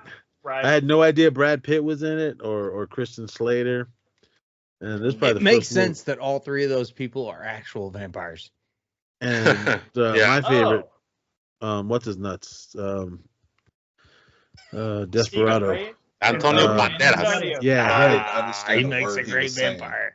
When he popped in, damn, I wish my hair was that awesome. Hella long, nice and straight. Oh man, get a straightener. That was awesome. The way his hair Hair looked. gets like that, bite me here. He's a pretty vampire. Yeah, they were all pretty. But it was a good movie. I haven't seen this movie in a really long time, so I kind of sat down and rewatched it again. I forgot a lot about it. The main thing I remember about this movie is my wife was pregnant with our first child, and I said, "Yeah, let's watch this" when it came out on VHS. And she was like, "Oh, cool." She was all juiced, but as it got going and during the there wasn't a lot of blood in it, but the bloody scenes, she couldn't watch it. She was like, "Oh, this is making me sick." Maybe it was just kind of because she was pregnant, but she never finished it until later. But I thought it was a good movie. I thought everyone did their job. They did a really good job. I was iffy on Tom Cruise. I was kind of like, was he the big star that he is today? He did a lot of stuff, but I don't think he's wasn't like Mission Impossible famous yet. But I was just like iffy. Like Top Gun famous already. No, he was big. He was big already. No, he was big, yeah. No, he was. Top Gun's garbage. What the fuck? That was garbage. What to do with you, man? It's garbage. Look at this guy spitting in Val Kilmer's grave, and it's not even 2 weeks old. Now, Val Kilmer, Iceman, he's awesome. Batman, he's hella good. Top Gun was bullshit. Maverick was hella good. That was what I wanted. Maverick was hella good, for sure. I wanted that in Top Gun, not this love story bullshit that we got. Oh, that's true. The love story between the volleyball game. I got you. I was gonna say, Nez, I'm gonna challenge you to a volleyball game after that. I think he's just mad because Tom Cruise love interest in the first movie became a man. I don't know. Have you seen her lately? Oh no! Last thing I saw her in was Walking Dead. When she was in one of those episodes. Playing the zombie? No, she was one of. Playing a zombie. I want to say when they were in that beach village. I think that was. Oh, was that her? I remember. I think I don't remember. I remember she was in one. Lance was dialed in on that show for a while. I'm surprised he doesn't remember. Yeah, I need to go back and finish it. I tapped out, but yeah, this movie I loved it. I thought I went in the theater not expecting much. Mm-hmm. I just couldn't see Tom Cruise being the vampire. I mean, I saw it after the fact. Because everybody, the interviews and everyone, it's hella good, go see it. So when I finally got to go see it, there was like me and maybe two other guys in the theater. So it was everybody had already seen it. So, But I left the theater and I was like, man, that was pretty good. I went back the next day and I saw it again. I really love this film. I thought all the performances were good. Brad Pitt knocked it out of the park. Antonio and Tom Cruise as well. That was what was surprising and shocking to me, because everybody was talking about his performance in the film, that they couldn't believe what he had done, and there were some people that going as far as, I'm never watching Tom Cruise movies again. Why did he do this movie? He ruined his career. I'm like, I didn't think so. I mean, I thought he was the all-star of it. Was it his first bad guy role, right? I mean, he was kind of the bad guy in here, for the most part. Other than that, he's always been the hero. So maybe that's kind of that one, and depends on your point of view. The Michael Mann movie, what was the Michael Mann movie he was in? He was really the bad guy there. Collateral? Collateral. Yeah. He had the white hair or whatever. Is that Jamie Foxx? But like he's the charismatic bad guy in this movie. Yeah. And it works because Tom Cruise is charismatic. Like, and he is obviously a real vampire, so that works. Just look at a picture of him and Kelly McGillis like 20 years later. One is aging, one's not. Yep. Scientology. Yep. I mean, again, seriously, I went in there thinking Tom Cruise as a vampire. I could not see it. I wasn't gonna buy it. I didn't even know who else was in it. I just went to go see it because everybody was saying how good it was. But like I said, when I left the theater, I was like, damn, that was hella good. Mm-hmm. I walked out of the theater and I was like, was I juiced? Didn't juice me up to go read the books. I was kind of excited when Queen of the Damned came out. I know he wasn't in it, and rest in peace, Aaliyah. And then this new show that came out, I tried. I couldn't do it. It's just not the same. I mean, Lestat is Tom Cruise. I'm kind of glad he didn't go back to that role, because it would probably just wouldn't have been as good as this one. Yeah. But I thought this movie was amazing. I loved it. Yeah, Brian, I was gonna say. Oh, go ahead, Brian. Me? Yeah. Yes. Did Jay go? Oh, Jay, you want to go? Yeah, sure. I mean, very simulant as a story. I saw this movie for the first time by accident. I had no idea what it was. Group of my friends and all that. We went out to go see a movie, and the funny thing is, I can't even remember the movie. This is when you went into the movie theater, right? Yeah. And then you had a chance at, is there seats available, right? Yeah. Not this shit you get your seats online in advance, a month in advance, and all that. Pussification of America is what we are in today. Right. You had to So we fight went for in to go see a movie, and it was sold out. So we're like, man, shit, let's just go see. And then my friend Big Germ, and there's a whole reason why, not what you think, but because he said, let's go see this one. And the only reason he wanted to see it, because we're diehard 49er fans, because it was in San Francisco. Okay. Hey, we might get a glimpse of a 49ers or something. That was the reason why we went and saw it. I had nothing of this movie. So we went and saw it, and again, blown away. But Brian kind of hit it on the head earlier, is Kevin Costner gets a lot of shit for not having an accent in Robin Hood. Then you got two of some of the top actors of all time, Brad Pitt and Tom Cruise, and nobody says anything about not having an accent. Tom Cruise is supposed to be French, from France. Isn't Brad Pitt like supposed to be from down south or something like that? And his it's still, but it's not quite Louisiana. Yeah, no, honestly, it's New Orleans before the Louisiana Purchase, so he's French. There it is. So they should have both had accents. That's true. Now, that's probably the only negative thing. I love this movie. It's a fantastic movie. It actually inspired me to go read the book, and that because I like the movie so much. The characters in it, it's. You're right along with Brad Pitt for the most part, because he becomes a vampire, but he pretty much stays human, for the most part. And we can kind of get into how that kind of ties into Sinners as well. I think this was a good pairing. Initially when I saw this, Lance, I was like, man, does Dust from Dawn kind of makes more sense, because we'll kind of get into Sinners, how the first half is basically one movie, the second half is another movie. Yeah. But as I'm watching, I'm thinking about, it's like, what, the journey of some of these characters kind of makes sense and kind of parallels what you're seeing specifically with Louis on this movie. So yeah, fantastic acting all around. I can't pick a bad, with the accents aside, I can't pick a bad thing. I think it's dated very well too. It's a period piece, get that, and except for the little tape deck that Christian Slater has, I mean, this movie could be now, a year ago, a year from now, whatever. I mean, other than that, it fits anywhere. So I thought this was a fantastic movie. All right, Brian, what do you think?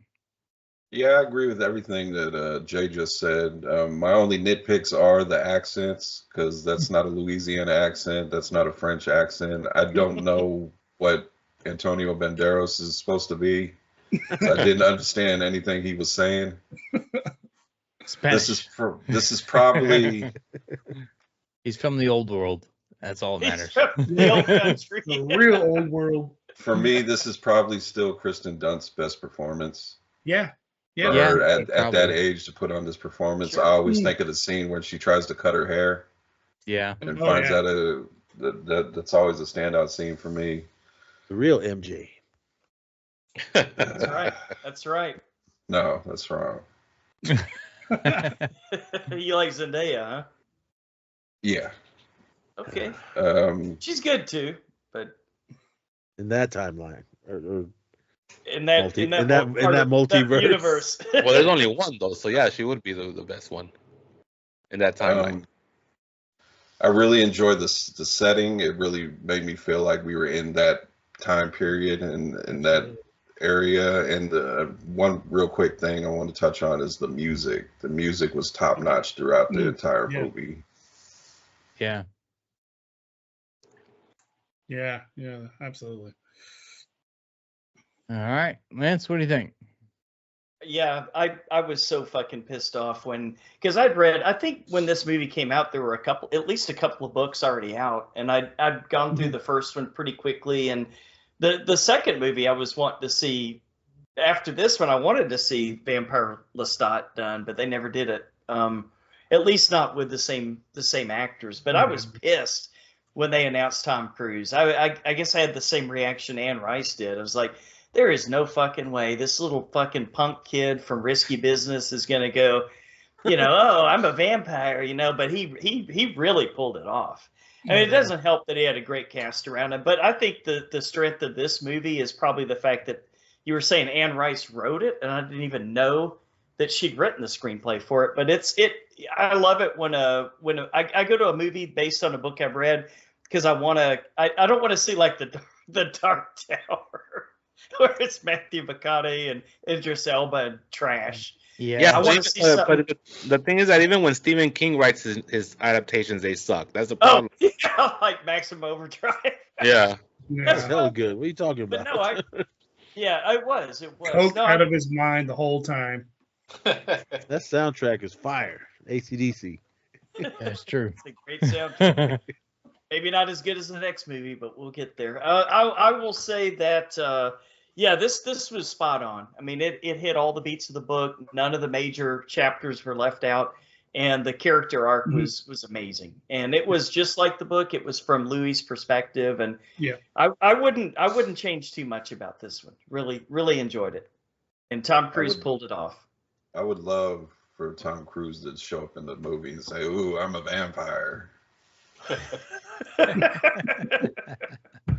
The one thing I want to add about this too is it's I may get a little hypocritical on this, when I bounce from movie to movie, but one thing I like about vampires is the more realistic logistics of a vampire. Like you said, I'm fond of crucifixes. You can see him in a mirror. There was nothing really supernatural about him, right? When he's a vampire, they just have these certain abilities, say like a mutant or something to that, although Bram Stoker Dracula is probably my favorite vampire movie of all time. And, he turns into a werewolf and mist and all that. I get it. There's a lot of that's where my hypocritical comes in, because I love all that. But for the most part, I like a logistically sound, realistic vampire. They are alive, right? And I want to get into that. And again, I keep jumping when I go into the Sinners, because there's a piece on that as well. They're dead. No, they're not dead. They're alive. They're just different. They're different. I think one show, and I never finished. I think I only got 2 seasons. It was True Blood. I think they kind of hit a little bit on that as well. It didn't get into too much of the supernatural. They kind of kept them grounded for the most part, and that's what I really liked about these vampires. They didn't sparkle. They didn't fly crazy like Superman or some shit like that, but they were really grounded, and it actually made them a little bit more personal to you, because you can almost kind of relate. You can't say you're like, oh, I want to have a red cape, fly away, and have all these superpowers and shit. You can like, okay, he's still a person. He's just different. Yeah. Bram Stoker's Dracula, another bad accent in that movie. That's right. I am an FBI, an English real estate. I think that everybody pretty much hit the nail on the head in this movie. There was definitely some uncomfortably seductive scenes. There was sexual tension in this movie. Oh, yeah. That's the difference between the book, Phil, is there's a lot more of that. There's book. more. This movie was that makes toned sense. down. Yeah, it was very toned down. That's what tends to happen with these books. Yeah. But aside from that, I think that everybody did a pretty amazing job. They had a really top tier cast in this one, and it worked. And it was, young Brad Pitt doing his thing, who is one of my favorite actors, and Tom Cruise killed it, even though he wasn't supposed to, because this is not up his alley. Little Kirsten Dunst, who was very young in this movie, also killed it. Like, everybody in this movie was awesome, and One of and they what's nailed her it. name? Thandie Newton. one of her first movies. Right. Mhm. That's right. Oh. Yes, Yeah, I yes, was she like, thought I recognized her. Oh. Huh. and Phil, to go back to Brad Pitt too, I don't think he was established as a great actor this time. He Right. was a pretty face. No, You know, but I he will was- say, go ahead, Jay. I No. think he was just that's what he was initially, right? And that's how I Yeah. saw him. I was like, okay, Brad Pitt's just a pretty guy, and He people done like like him. Thelma and Louise. It wasn't until like this movie and probably Legends of the Fall. Legends of the Fall was Legends right of the Fall. I was like, this dude is Okay. legit. And then 12 Monkeys. I'm like, this dude's fucking legit. 7. Oh yeah. Yeah. Oh, yeah. 7, Oh, yeah. 7 and 12 Yeah. Monkeys are the ones that really made it for him. Cool But World. oh yeah, well there's that. But no, I think this definitely gave him a little bit of step up, and it worked. Like, not only is he a guy's guy, but like he's a very pretty face, and it worked for the whole vampire mythology. Mhm. And I like this movie, man. I think everybody did a killer job, and it was really good. Yeah, this was the prime of like Brad Pitt mania with Right. for that reason. He's Right. like a pretty Like face. Hulkamania. And I was about, when this movie came out, I would have been about 13, and I remember being Right. in high school, and it's like everybody's talking about this fucking guy, but he had him, but it was all because he was handsome, right? Mhm. Yeah. And then you know, so some of these shots, man, in this film, like, you know, I'm a heterosexual guy. Now, there's anything wrong if you're not. I am. But goddamn, he's like so like ridiculously like pretty in this fucking movie, man. It pisses me off. It's not, life isn't fair, goddamn it.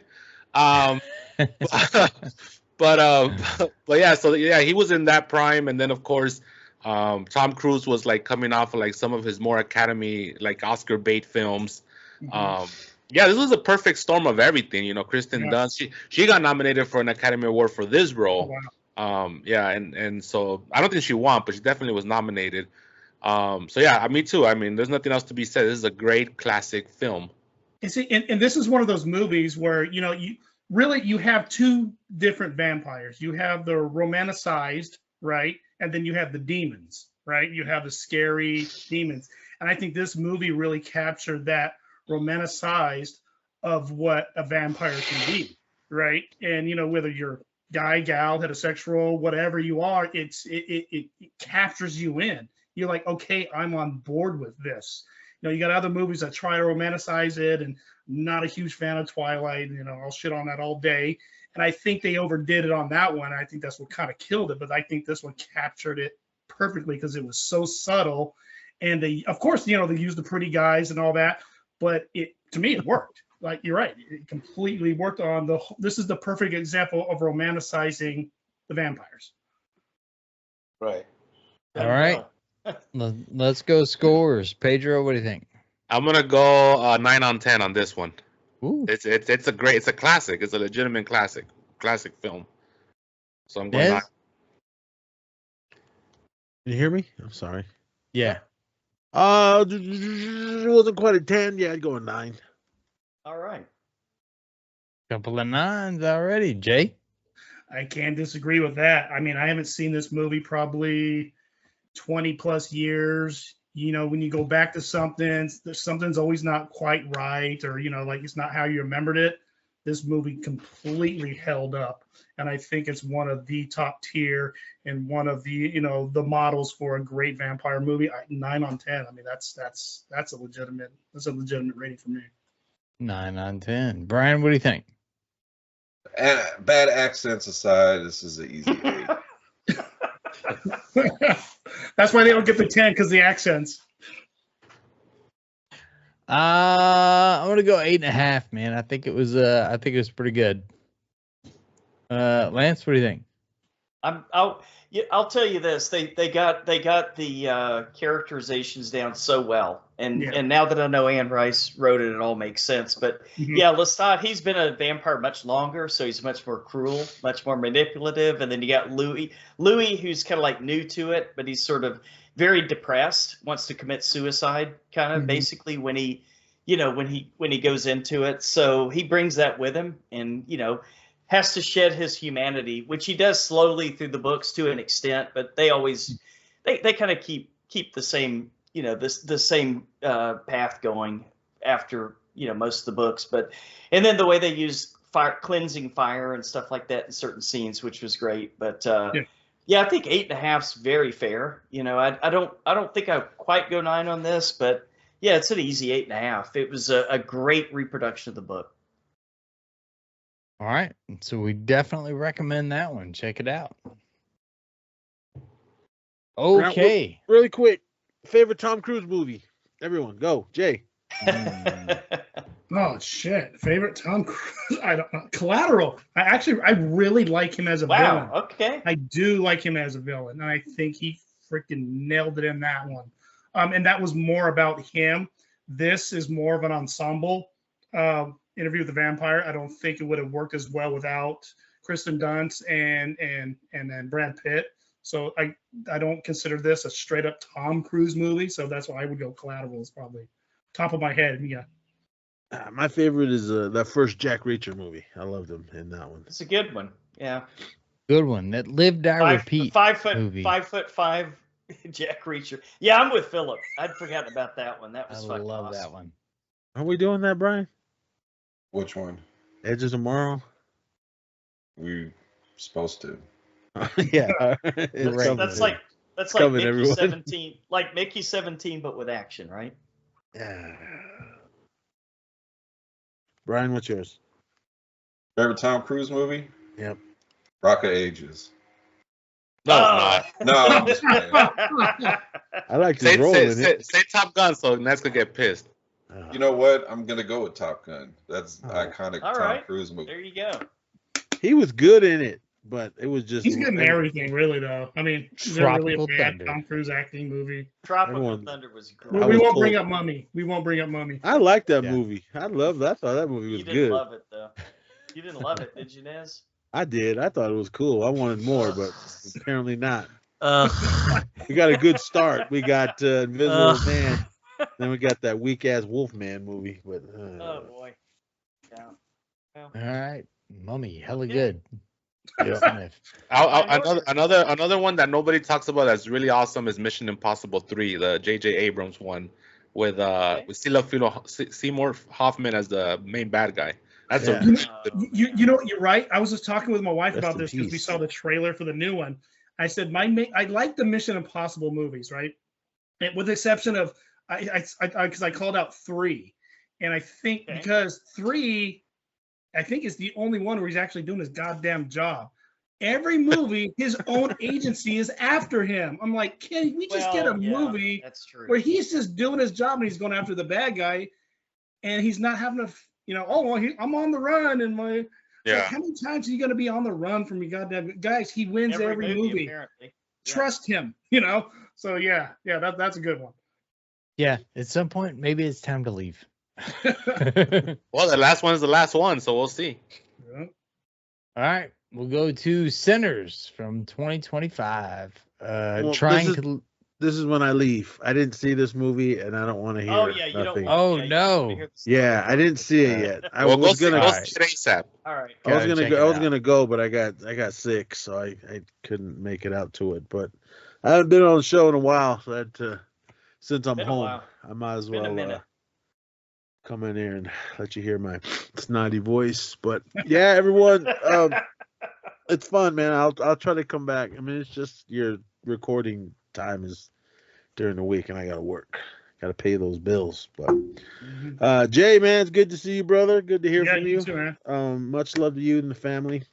Yeah, same here, man. Pedro, man, always good. Always, Brian, yeah. Let's see. Brian, we'll figure it out.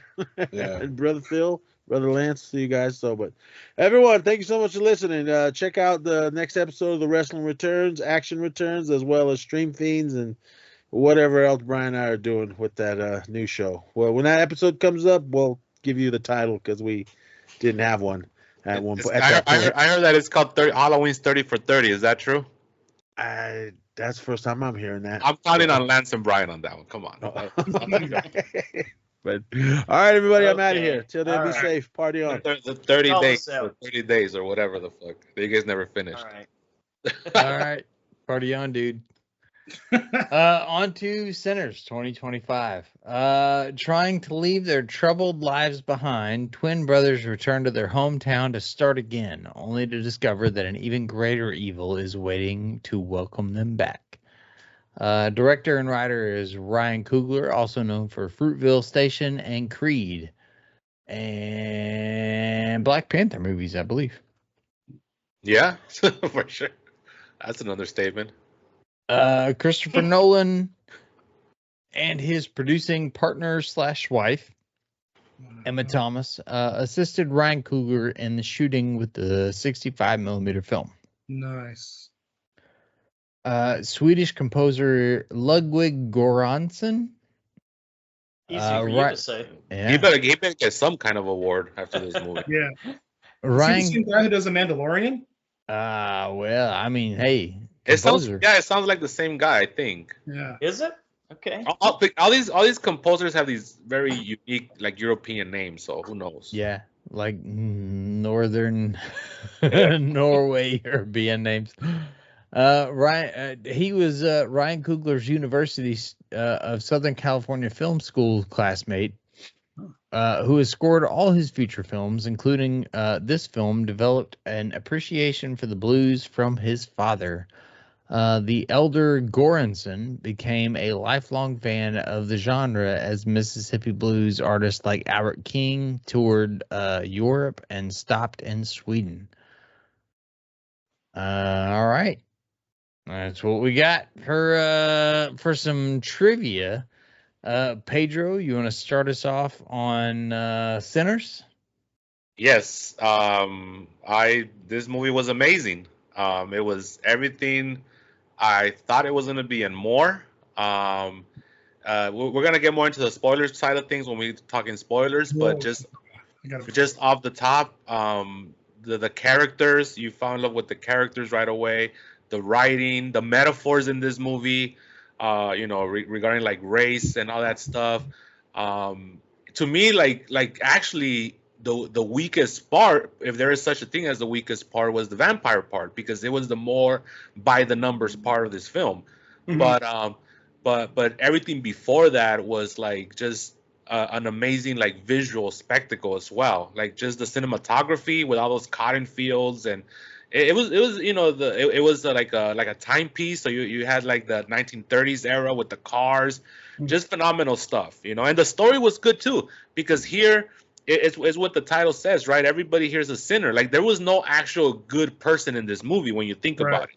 Like, everybody was out to make a buck.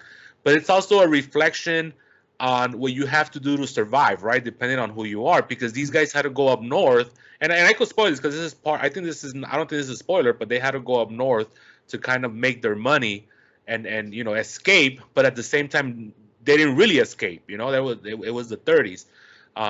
So there was this big theme of like coming back down to the devil, right? That was their whole thing, like, because up north they were still being discriminated and oppressed in their own way. And then so like we're making the comparisons to From Dusk Till Dawn earlier, and yeah, this starts off one way where Ryan Coogler is just giving you all the little chess pieces, all the characters, right. so that when the shit hits the fan, you care about them more when things go down.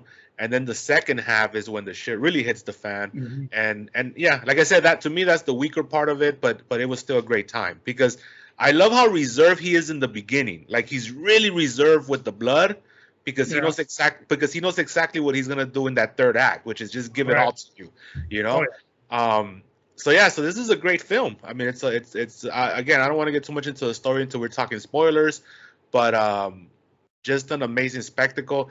It's funny because, like, with me, like, when I went to film school, I was in production in my early 20s, and I rarely ever kind of go back to that. Like, that's such an old part of my life. But this is one of the first movies where I started getting inspired. Like, I started thinking of, like, my old characters that I've written, and I could make something of this shit, So I kind of became like that young guy again that was like so enthusiastic to be like a filmmaker. Getting the itch. Yeah, and it was a great time. It was a great time, It's been, some people have been saying that it's a little too long. Maybe, I don't know. I didn't feel it, but it is 2 hours and 20 minutes. I love that epilogue scene that said so much, and we'll get into it. So yeah, I love this film. for sure. And that's why I wanted to come on here, because I was like, we have to talk about this great movie. Jay, what do you think?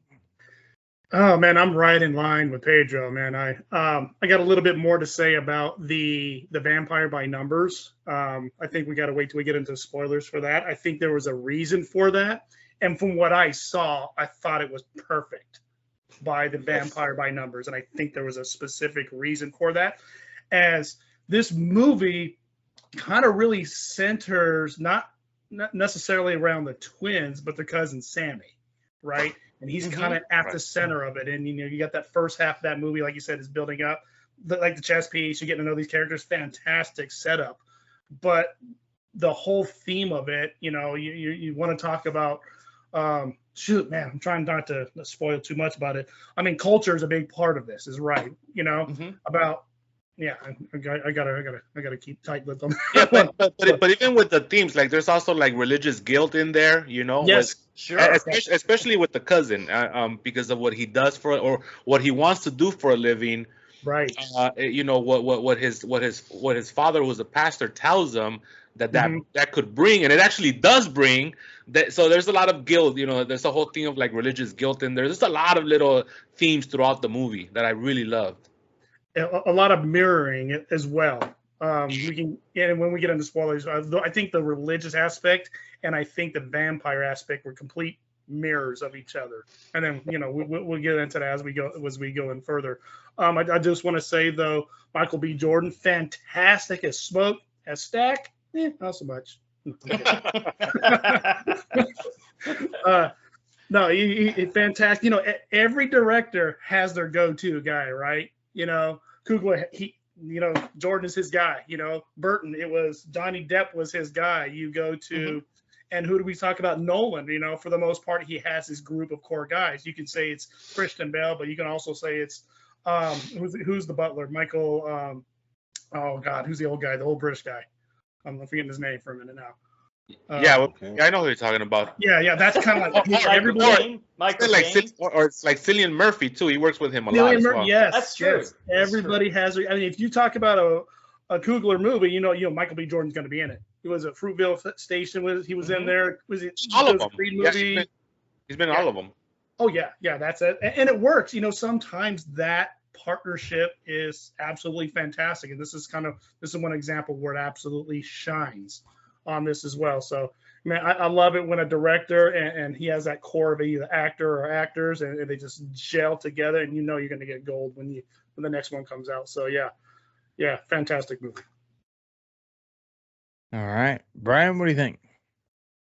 This is probably the best movie I've seen all year. The direction was on point, cinematography was on point. Every main character that had lines knocked it out the park. Michael B. Jordan, I thought he did a great job in dual roles. There was an easy distinction between the two. Even though they were identical twins, you can tell which one was which. Oh, yeah. And Haley Steinfeld, this ain't Kate Bishop. This ain't the Bumblebee movie. She stepped it up 100%. It's True Grit. Yeah, it's like her and True Grit. Yeah, fantastic. Yeah. And I just can't wait to get into spoilers. I agree with everything everybody said so far. This movie was phenomenal, and the runtime, it didn't bother me at all. I was so tuned into the movie that I not once did I look at what time it was. Absolutely. One thing I noticed in the movie, and I don't think this is spoiling, and I can bring it up, is I noticed something, and maybe it seems like whenever you saw the twins together, I always saw two big ass birds flying around, right? And then when you first see the vampire, I won't spoil how you see him and when you see him, but when you first see him and you realize what he is, you see these three giant ass vultures just kind of spin. And then you get the three later on. I don't know what the symbolistic on that is, but I kept noticing it. I even was my life. I said, "You see those birds again?" And when you saw with the twins, they were by themselves. There was nothing in the sky, from what I noticed. Now, I mean, got that wrong, whatever. But I just seemed to notice every time you saw them, two giant ass birds always circling in the sky. I don't know if anybody else noticed that. That's why I did this not. movie needs to be watched again. So Oh yeah, so absolutely. those little things. Yeah, and again, one thing that I'm a sucker for is these films that introduce all these characters that later on are going to be in the same place. And this movie takes its time with that. You know, you always, you know, because they both go. So we could say what's happening here. So what happens is that they wanna open up a juke joint, right? Which is like an old blues, like I guess you could say cantina that was specifically for like African Americans. So the twins have to assemble their team to run the business. You know, so they get Delta Slim, who's Delroy Lindo, who was amazing in the film. Fantastic. Yeah. They get the cousin. Originally, the cousin is just like a helping hand, but then later on, he actually plays the blues. And then that's Yeah. no. I take that back because I think it was Smoked was the one that discovered that he could play, right? And then he's like, okay, I want you to come with me so that you could join Delta Slim. He could play guitar with as he's doing the harmonica thing. And then they get the Asian couple to do like the promoting, right? The banners and all that stuff.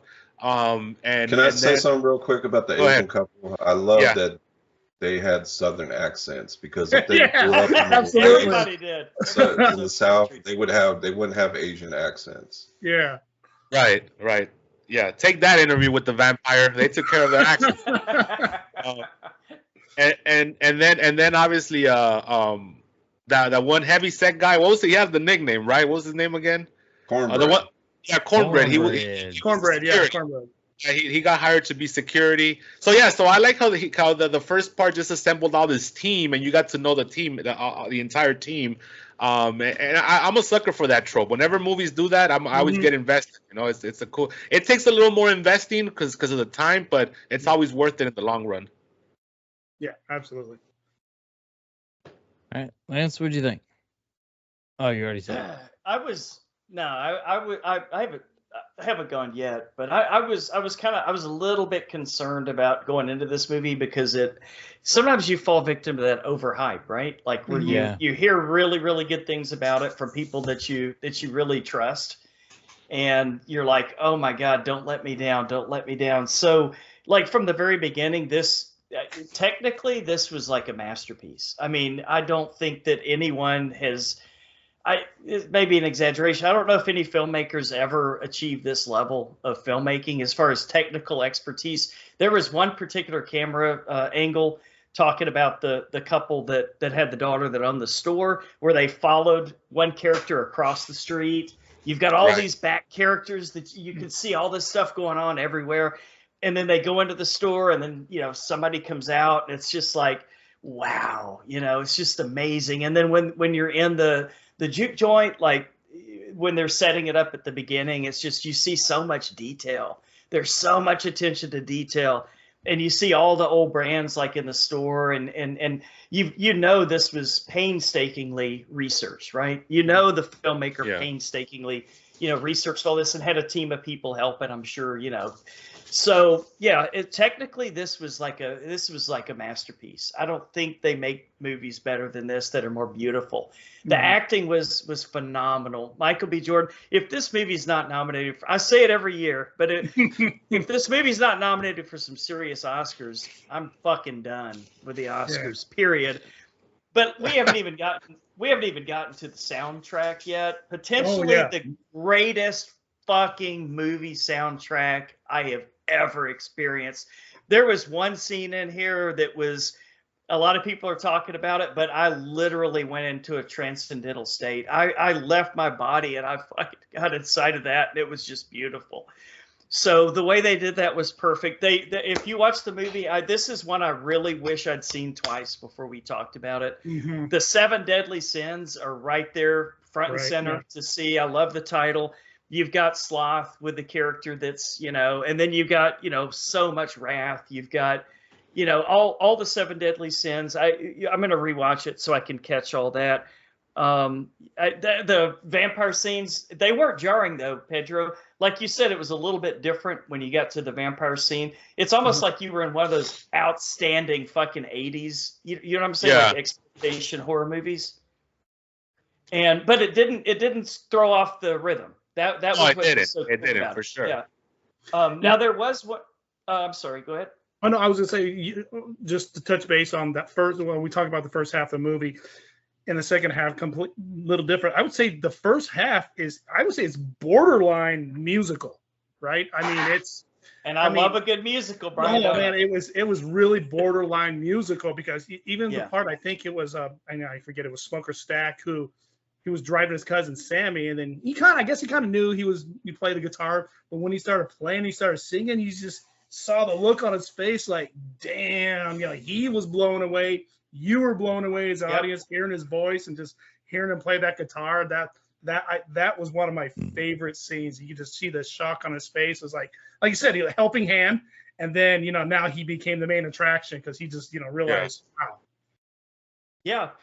And this movie, there was again, I wish I'd seen it twice because there's so much symbolism in here. And then there's one scene early in the movie, and I'm with you, Pedro. I love that getting the band back together motif or that road trip type motif. Right. The characters, but there was a scene where I thought, okay, cool, they're out working, and I'm like, okay, so this is a slavery movie, but it's not. It's 60 years after, and I'm like, holy fuck, that's a little bit eye-opening to think it was still like that in certain parts of the country. And then you got there's one line where they refer to what it's like in Chicago, and it's like not perfect there. And then you get into all the money is the root of all evil stuff, which, save some of that for spoilers. But there's a Kendrick Lamar album that I've listened to a couple of times lately. It's called To Pimp a Butterfly. And it's got a lot of the same motifs in it, like a lot of, using money to take people away from purity and, take them and make them into something that's sort of like, I don't know, getting away from humanity or getting away from your true nature. And it was just, I can't say enough about this movie. We better move on or I'll start spoiling.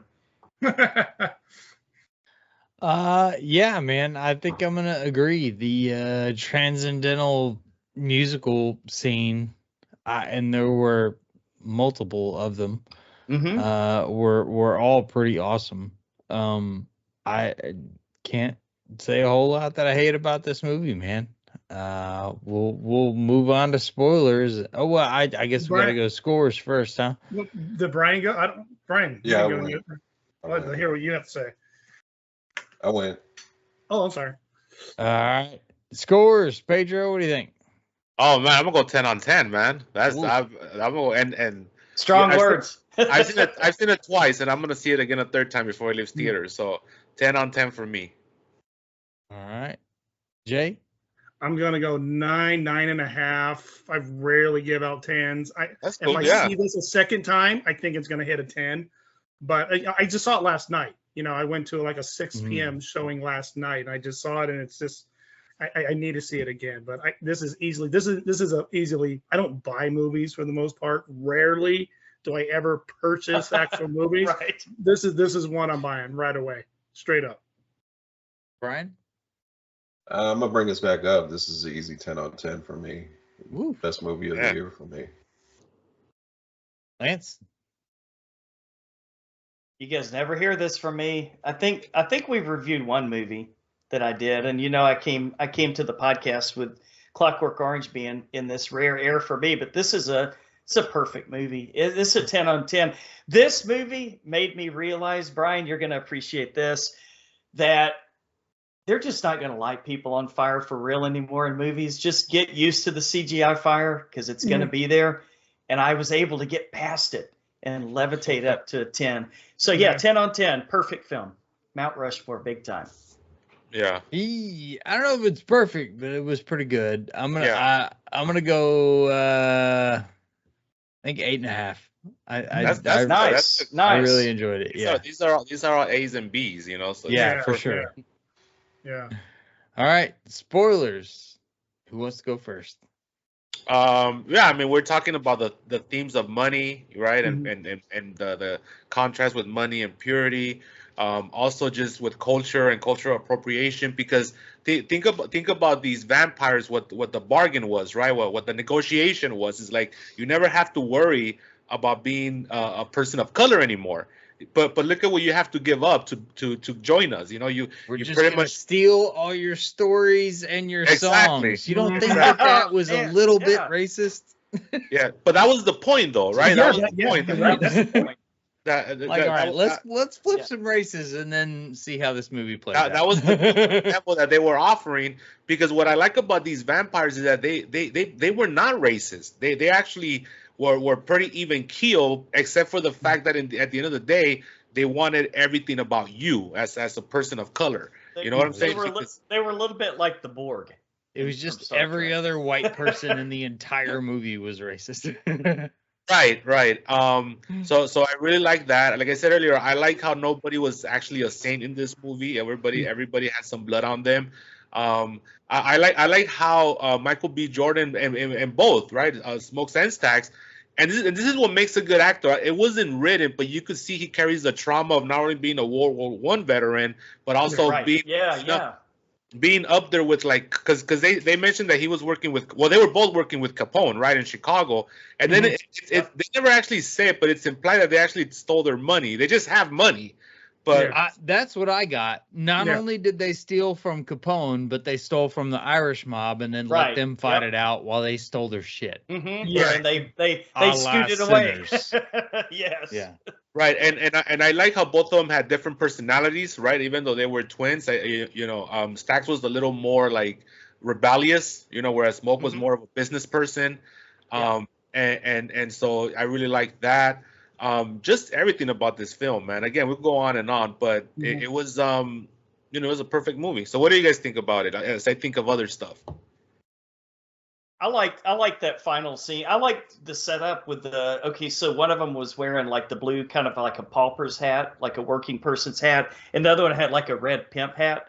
And it's like it kind of telegraphed who was going to be the vampire in a way, but it sort of didn't. It's kind of played with your expectations. And a few different times, I love the Thing scene, Brian, where they were using garlic instead of the blood test with a wire. And I thought for sure, I was just grabbing AJ like, oh, when is somebody going to pop out as a vampire? I love that scene. I love the KKK blaxploitation scene there at the end with all the fucking Bloody Mary, Crazy Larry bullshit. And it's just getting all the guns. And they referred to that before. They were like, we got the chest. We got the chest available. We're gonna need that for these guys, and they saved that for the end. And I'd forgotten about it, and I was like, okay, that takes it just enough over the top, Philip, that I think it kind of looks on itself. I think it sort of had to be there. That scene sort of had to be there at that point. Because what's so great about this movie is the way that he is able to like take incredibly serious character-driven parts of the movie and then mix it with the exploitative 80s bloodbath gore, and then of course that scene at the end where he pulls out the machine gun. So I think it was very well balanced. Can we talk about Tarantino scene, right? The end of the machine gun. I love that. I thought of that Once Upon a Time in Hollywood a little bit. but look, but even like the ending of the film, right, where Smokes gets shot up and then he passes away. He joins his wife and his kid who had passed away before. But you see the choice that he made, because look, the vampires were offering him eternal life, right? No stress, but he was never going to be able to be with his wife and his kid again. So even in him choosing this very finite experience, which is life, he ended up joining his wife and his kid at the end. So in a sense, it was a happy ending, even though the bargain was like you get to live forever. But he didn't want to live forever, because living forever, why would anybody want to live forever when you really think about it, right? So so that was another like thing that really got to me, just this idea that he made a choice knowing what the ending was gonna be. And I have to watch it again. I don't know if Smokes knew that this battle with the KKK at the end, I don't know if he knew that he was going to come out alive of it or not. Maybe he knew he was going to die because there were so many of them. But I do appreciate the fact that he made his decision to just being okay with dying, because there was something for him at the other side, and that was part of him and his belief system and his culture. So I don't know, all that stuff was pretty awesome as well. Yeah, I think you hit that. I mean, because with him, it seemed early on the movie that his path was made based on his dad, right? Remember, said his dad was a terrible person, and we're going to be like our dad, and he's going to set this on this path. And that's where I kind of went into when I spoke about how the vampires were by the numbers. I think that was on purpose. And so it's about culture and it's about path. It's like, this is our way. It's our way or the highway. That was the vampire way. You're going to join us. You're going to join our collective, like Lance said. Mm-hmm. And then with his father, the preacher, the same thing. It's this way. This is our way. You have to choose this way. You can't choose your own path. And I think that's why the vampires with the demon, I think they kept calling it the hate. You know, that there was only one way to be a vampire, and you have to choose either this way or that way. And I think that's why it kind of revolved around Sammy, why he kind of had that decision to make his own choice. And that's why I'm saying they were mirror images of each other. Crossroads. Yeah, Crossroads. Yeah, 100%. And who made it at the end? I think it was Stack at the end, right? With the wife. Stack and Mary. Yeah, so I think he, along with Sammy, made that decision at the end. He didn't choose the path of he could have just left and said, I'm going to still do what my daddy did and all that stuff. But no, he broke out of that. He said, I'm not going to be like that. I'm not going to be like this. I'm going to make my own decision and stand here. And that's the decision Sammy made at the end. He went back to his dad, he was all busted up. His guitar was busted up. He said, hey, Sammy, come join us. And he made his own path, which was that great post-credit scene, which you showed.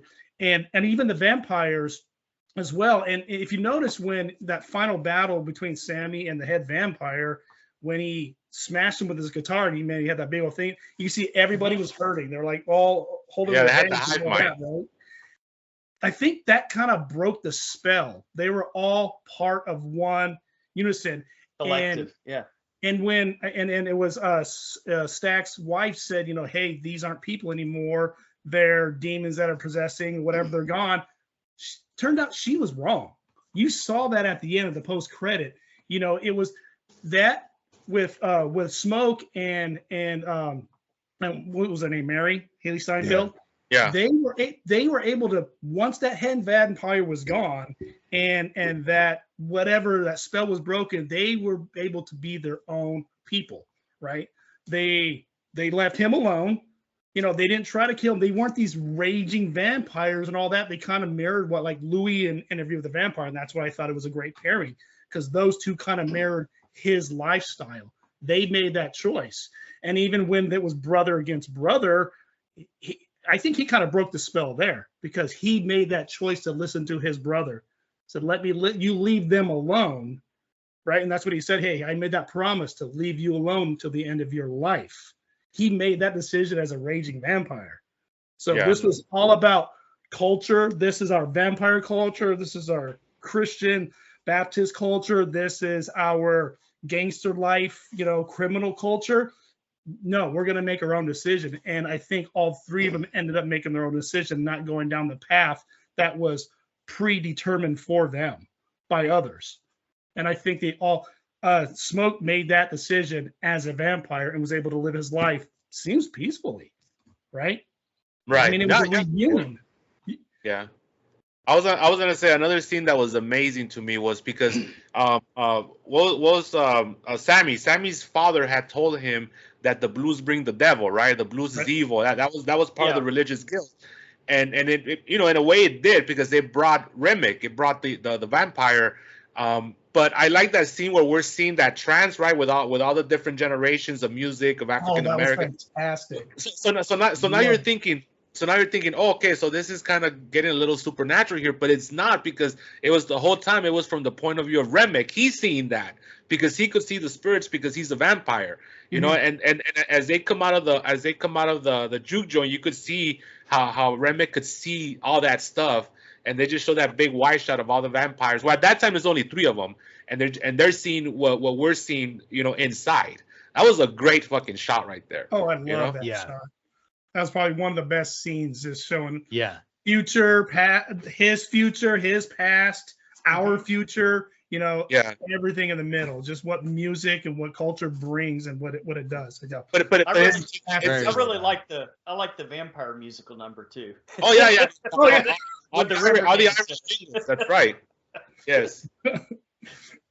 What a great scene that was, man. And it was, I mean, that probably took days to film, man. It was just an amazing performance. Brian, What, Philip, what you guys- about I feel like we haven't really talked about that the girl from Low Key, the what's her name? She's got kind of a wacky name, but I think her name was Annie. Her name was Annie in the movie. Okay. The one that had all the spells, she sold that snake oil to everyone. Okay, sure. I mean, her main purpose was for exposition, right? She's the one that's telling us what's happening, and every like the witch doctor lady. That was yeah, Stack's wife, right? Which- That was Stack's Oh. wife. Yeah. wife.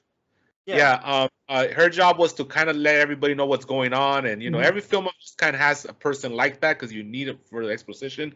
But I thought she also did a great job because she was, again, no, in the beginning she was calling it the hate, but then that's completely different than vampires because then she corrects herself. She's Mhm. like, oh shit, it's vampires. But I like how Ryan Coogler wrote it to where they're all discovering what's happening. They just don't magically know. There's corrections along the way. Which is good. Yeah. You don't see They that don't all really the know time. what's going on. And again, well, she was wrong.